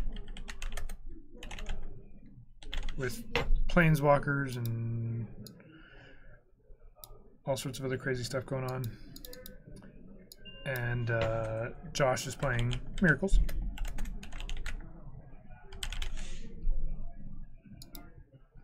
And as our other match, we've got Paul playing lands, who often is in the 3-0 bracket. Very strong lands player playing Zach on his Sultai mid-range. I don't know what it is. He's calling it Dark Thresh. That is not what it is. Lands versus Sultai, or You have to have Threshold. are we seeing Miracles versus the Sultai? We have 14 players tonight. Ingenuity. What are we watching? Chat, what are we watching? We gotta watch the finals, right? We need to watch Zach and Paul. Okay, let's do that. We haven't watched Lands all night. No, we haven't.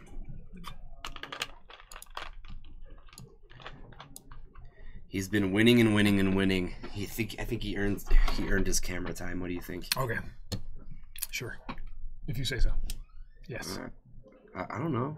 I agree. Maybe he did. Something like this. It'll be similar. It's a good guess. Maybe it'll be more like this. That's another guess. Probably a better guess. Probably. All right. Back to Magic. We had a bit of a downtime there, and our stream lagged, and just the nastiness. But we're back. Round 4. Hello, everyone. I am ready to yawn. Yep, that's it. This is our yawn round. We only just pay attention and really analyze every move. That's what we do. Said no Bryce ever. Mm-hmm. All right. Let's see if we can see what Zach's got going on. He's got Force, Goyf, Ponder, and Gurmag Angler. Okay. And he knows what Paul's playing. You just force this. If it's an exploration, you save it for the exploration. Yeah, exploration, and yeah, This is sucks. a loam. So this loam might be baiting a force if Paul has an exploration. You have to let this resolve, so I don't know why you would. Yeah. It's not like you're gonna counter this. No. But Zach's pause kind of lets him know he had the option to. All right, Paul's already got one piece. Life of the Loam is a nice draw. See, he does have an exploration in hand. Life of the Loam is a nice draw engine to go find the other piece.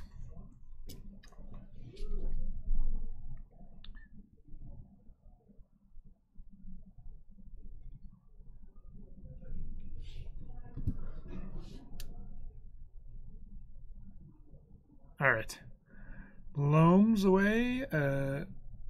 Some lands. Yeah, Gamble. Ooh, the Richstone Portal's kind of interesting. That's some new tech for lands, right?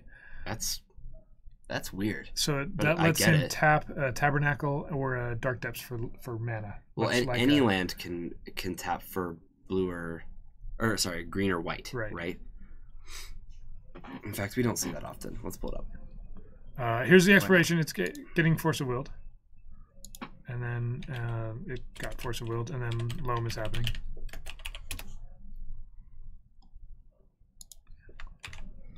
Why not? Some old tech for land? Okay.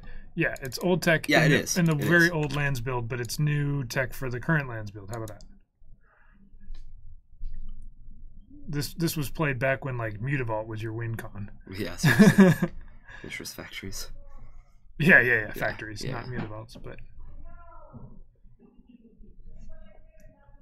all right, Paul gets Dark Depths and Stage Down, so he can make a 20/20 next turn. Yep. Because of the portal, regardless of what else he has, and he'll have another. I'm not sure Zach has anything main deck to actually handle this either. Yeah. My guess is going to be no. We'll probably go to a game 2 pretty quickly here. Yeah, I guess he could start casting Baleful Strixes to buy him some time, but or you have to have something, you know, like maybe he has like if he could do something like Baleful Strix into like Liliana of the Veil. If only he had the Ass Trophy, the Assassin's Trophy. As soon as we started calling it the Ass Trophy, the stream started lagging. It's bad. It's too late. I already called it. It's bad.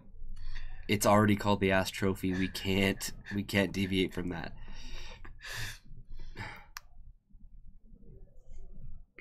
All right. Dredgeloam. Some cards that don't matter. I mean, they might matter later. They don't matter right now. A gamble. Paul is going for... I guess you might as well. You can. Gamble gets Force of Willed. And that port is just going to stay untapped because he'll be able to make a 20/20. Ooh, drew a Wasteland. That buys him a turn. Or 2. Probably 2.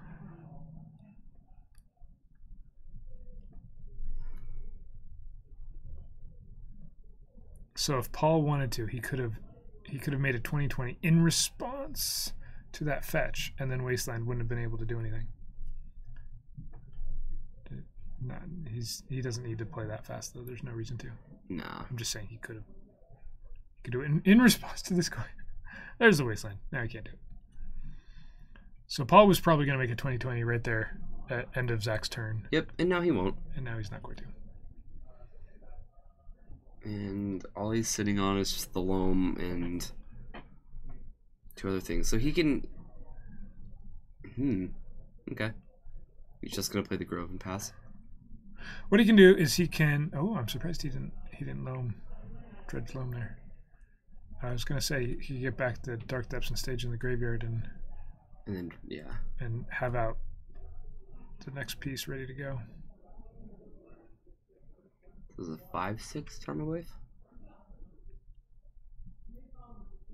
Yeah, porting the Wasteland, forcing the action. There you go. That makes sense. Because he's got a port. Oh, is that what it is? It's a port? Yeah. Okay, I missed that. That's the detail I missed. That's the line, of course. Yeah. Because that's a fair thing. So this is Zach's attack step. He's attacking with the Tarmogoyf, and Paul's responding by porting the Wasteland. And the timing of port doing what it does. He's got enough mana because of the Riftstone portal. Because of the Riftstone portal. Yep. Dark Depths can tap for mana.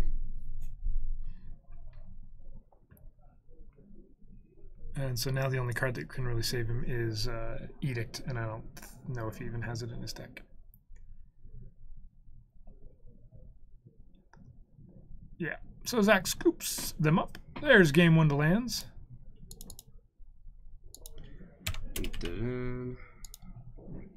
And we'll check up on these other people over here. We don't need to see sideboarding. So Tim, on your right now, he's playing this Planeswalker-y bug, Soul Tide, Nick Fit thing with some weird standard cards and some more typical and a Pernicious Deed cards you'd expect. And a Baleful Strix. And Josh is playing Ancestral Knowledge in Miracles. Yeah, they're pretty deep into this game too. Like look how many lands Josh has in play. Yeah, there's also 3 Veteran Explorers in Tim's graveyard. Oh, 3 of them. Oh, okay. Yeah, that would do it. We might be on turn 4 right now. I don't know. Seriously. How are they all dead though? He just has a Cabal Therapy. That's the only thing that I see that could have killed them. I don't know. Well, look, back to basics. Josh knew that one was there. Yeah, so not incredibly effective in this matchup, but it is going to keep this Bayou tapped. Yep. It keeps. Does it hurt Tim at all? No, he still has 6 mana available to cast just about everything in his deck, right?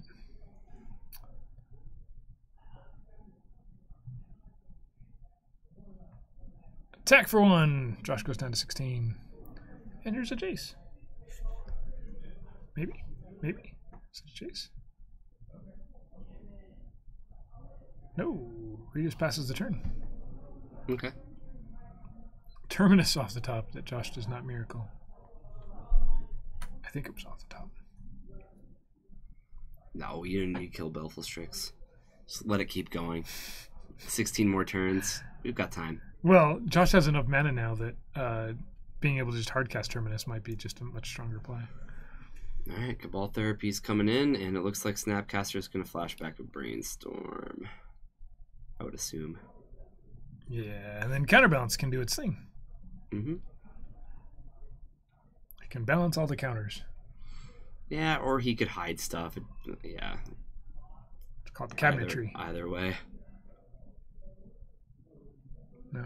Does he not? No. Okay. No. Maybe not. Never. That's how you balance a counter. That's how you do it? Yeah. Use the cabinetry to do it. Makes tons of sense. Oh. Does he not have a 1 mana spell? Oh, okay. I don't know that he does. Therapy resolves. He takes Snapcaster. He takes the card he saw. Yeah. And then does he... I think he sacked Strix here, right? I would. You sack Strix, take 1 Force of Will, you take them both, and then you play Jace. Mm-hmm. Right? Yep. Right?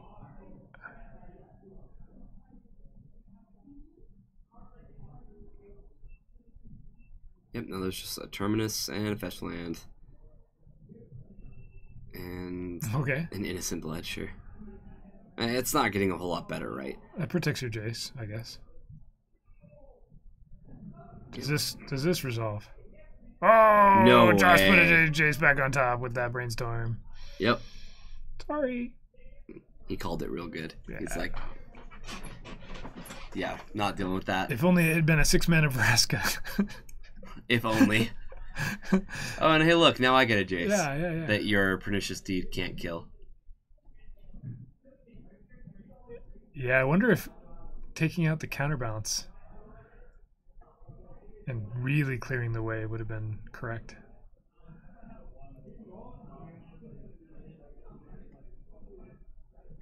He could have. Yeah. Pernicious Deed could have killed it at any point. It's something that I would prioritize heavily to get it off the board. But now Tim doesn't have anything. He's got like a land and a Cabal Therapy. Yeah, and then you kind of need to save the deed now for potential angels or Yeah. monks. Or to resolve something. You know, you can. He has plenty of mana. He can. Oh wow. Just do Or it now. just fire it off. Yeah. Sure. And he's casting a. But he doesn't untap. But This is Cabal Therapy, right? Just in the blind. Just who knows? Here's Snapcaster. And does he have another Brainstorm? So I'd go tell him that his Bayou doesn't tap, but I don't think it matters because he's not going to play anything. No, he doesn't have anything else. There's no use in correcting it.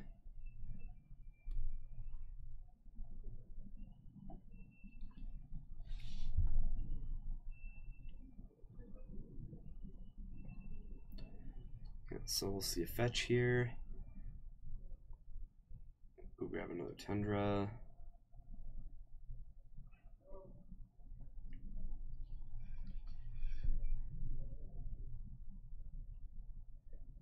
When Miracles has you down to nothing at all, and they've got a Jace on board, you're kind of in trouble, especially when they have this much mana to work with. Just the card advantage that Jace provides is going to get there, and yeah, there's an Entreat. Yep, and Entreat's probably going to get cast either this turn or next. He doesn't even need to Miracle this for it to be incredibly efficient. He's just going to do it now? I don't see why not. He easily could. I guess you don't want to lose to a top-decked Pernicious Deed. Yeah.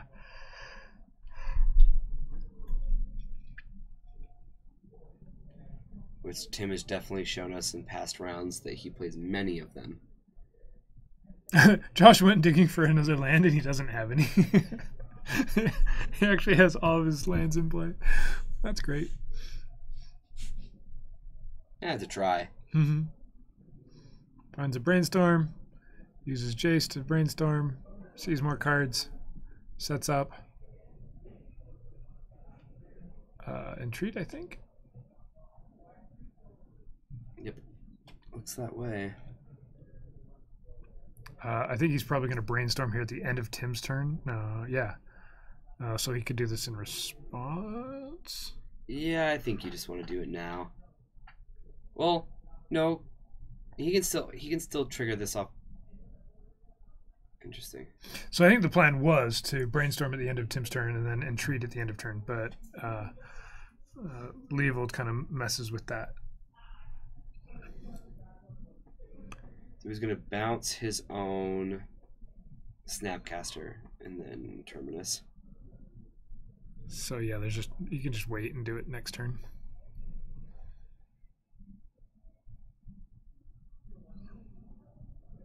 So he's really just playing around Pernicious Deeds here, right? That's the idea of this. It's like the one card Tim could have that. Yeah, he needs to find something to counter the Pernicious Deed. That's probably the only thing. Well, right, but he'll be able to Entreat at the end of Tim's turn, and then Deed doesn't matter. Yeah, that's true. If Tim's holding it in hand, maybe there's something else. No, Tim doesn't want to hold a card like that in hand. He needs to play it. I guess if you're playing around Council's Judgment, then you don't want to play it out, but oh yeah. If that's what Tim had, you mean? Yeah. Okay, so there's the end of turn. Entreat the Angel off of a Brainstorm, so it's getting miracled for a significant amount. 1 or 2 angels, maybe more. How about 4? 4 seems fine. Yeah, Tim shows he's got 3 fetch lands in hand. That's a lot of land. All right, so Josh takes that one. In our other match where we saw lands take game 1 pretty quickly, they're shuffling. Zach took it that fast? I guess so. He had to have, because Yeah. they're shuffling up for another game. Or do you think they shuffled that whole game? Maybe they thought they were on camera that whole time. We'll see really quickly who goes first here. They're like, we need to give the chat more shuffle. Oh, wow. More shuffle. Zach sees all cantrips and a daze and a force of will. 2 dazes and a force of will. I guess you keep this? Yeah, You'd be able to counter an early exploration. And you can go ahead and cantrip here and feel pretty safe about it.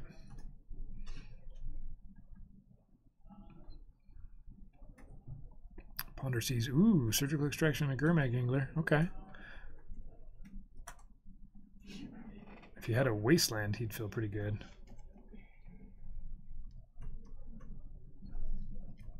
Maze of Ith as Paul's second land. That's a pretty slow start for lands. Definitely.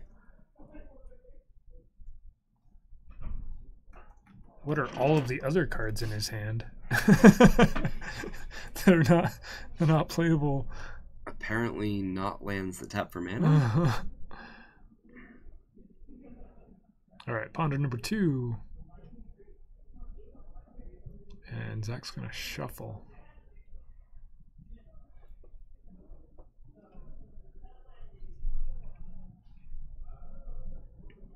This is where you wish you had, like, something to do, but even if Zach had, like, a Delver or a Gurmag Angler already, the Maze of Ith would just stall that, right? Ooh, he found a Wasteland. So he can go Wasteland Surgical Extraction right here on the stage. That seems like a very, very powerful thing to do. That makes it quite a bit harder for lands to do what it wants. Well, at that point, all they can really do is win with Punishing Fire. So that's... Or I guess they could landlock you. Yeah. If you completely landlock with Wastelands and Ghost Quarters and then Punishing Fire. Or do Dark Depths the hard way and just tick down counters. Yeah. But it's so much slower. And all Zach needs is a land in hand and then a Gurmag Angler. Well, he needs more than that because of the Maze of Ith, but I think this is the right line. You got to see it's definitely a good line. Is in Paul's hand. So there's a choice there to wait for the surgical extraction after Paul's draw just to see one more card in his hand. The only other land is Dark Depths. Two crop rotations that now do much less. They can go and find Grove, and he's 2 mana away from casting Loam. The crop rotation also can like sacrifice the Maze of Ith or something like that if you wanted to for a Wasteland. Yeah, but he needs to find green mana. Yeah. Yeah, I'm sure several people will be doing Bug in both Modern and Legacy, trying it out and seeing if this trophy is the card that was missing from these mid-range decks. If it's the ultimate ass trophy.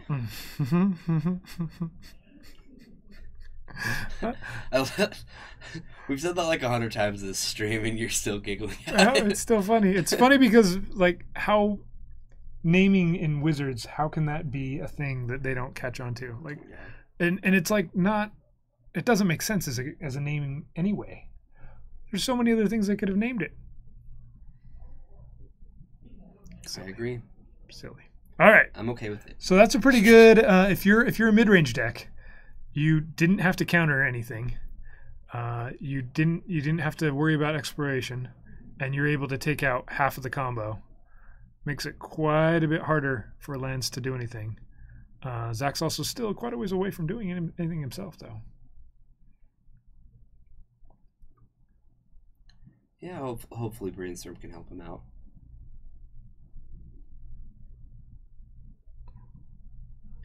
Oh, you don't think they did? You don't think so? It was definitely the Royal Assassin. That was a thing. The Assassin? Uh-huh. So royal.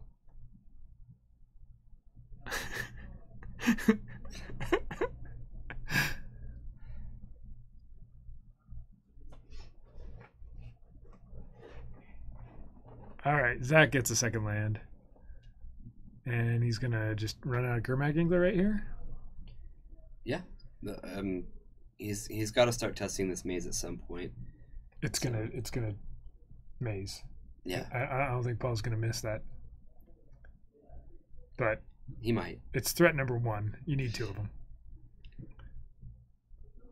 If Paul never plays a land that taps for mana, I think Zach's gonna win. Well, Wasteland taps for mana, but not the right kind. We're going to see a Goyf here in just a minute. Ooh. Nate had a Royal Assassin stolen from him? But was it a Royal Assassin, or was it an assassin who assassinated royals? Or both. Or was it... Keep going, you're doing great. Somebody who's actually royalty who's also an assassin? Could have been any of those three. Is he employed by the royalty? Is he royalty himself? Is he a legend? Should he be a legend? He should probably be a legend. What's his name? Should be a named card. It should be. Most assassins have good names. Does he have any trophies? All right, here comes a green source for a Tarmogoyf. Before it can get wastelanded. This is a pretty small Goyf, but it's big enough that Punishing Fire can't kill it this turn. If Paul happens to find a red source. He sees a red Elemental Blast. Okay. I didn't know that was in Paul's sideboard. Yeah, I didn't know that either. That's weird. All right, getting in for 2. Take 2, Paul.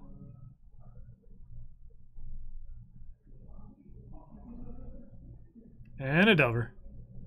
Delver does die to Punishing Fire if Paul finds a thing. He's not going to draw a colored mana this entire game. No. So I have a propensity to die to lands. I can't beat lands. I'm not good at it. I actually have a similar. I struggle feeling putting about myself it. in the right frame of mind to play that style of Magic. When I do beat lands, it's because lands loses to itself. Yeah, that's where I'm at as well. I mean, Zach definitely made the play, right, where he wastelanded Thespian Stage and got rid of it as well. But Zach, Paul, even if he hadn't done that, Paul still wouldn't have been able to combo off. He never found another land. This is a mid-range deck? Absolutely. Yeah, it's a mid-range with Delvers. Gourmet, well, yeah, so Sultai Delver is definitely a mid-range deck. Yep. It plays with like hymns and like, I don't know. It's slow. It's the slowest Delver deck, that's for sure. I would call it a mid-range. He plays a Needle. He names Maze of Ith, and then his clock speed's way up. Mm-hmm. Like win next turn type way up. His Goyf's a 3/4 there, and That'll do it. Wow, that's crazy. The lands deck that has Lands. what 40 different lands as its main deck. All right, our backup match. We've got Tim playing this Sultai Planeswalker Nick Fit thing. Wow, this is gonna be over right now. And Josh just playing the winning deck. 2-0, 2-0. So just done. The standard deck loses to the Legacy Miracles deck. Surprise. And Tim takes 12 damage. Josh looks at the top card, says, "Sure, you can have that one with your 1 land." Aha! Got him. Veteran Explorer. That'll do it.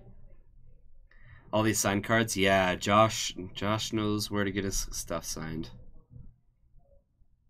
He does all the mail-in things and has to wait months to get his cards back.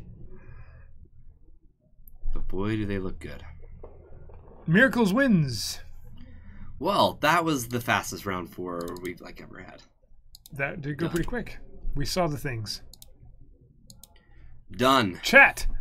We're sorry that things got a little fuzzy in between there for some reason. Yeah, it was sad. And the stream lagged out on us a little bit. But thanks for sticking with us and watching some Magic with us and hearing us complain about Magic card names. Yeah. We do it regularly. Mm-hmm. We even have Assassin trophies for it. No? Just one. No? Do we? We should No, get we one. don't. I don't know what They're not legal I still yet. don't know what it looks like. All right. We have those yet. Kari and I will be back here next Tuesday night. Mm-hmm. And we'll have a stream going Friday night as well, and possibly some Magic Online streams in between as well. Yeah. So thanks for joining us. Thanks, guys. Have a good night. Later.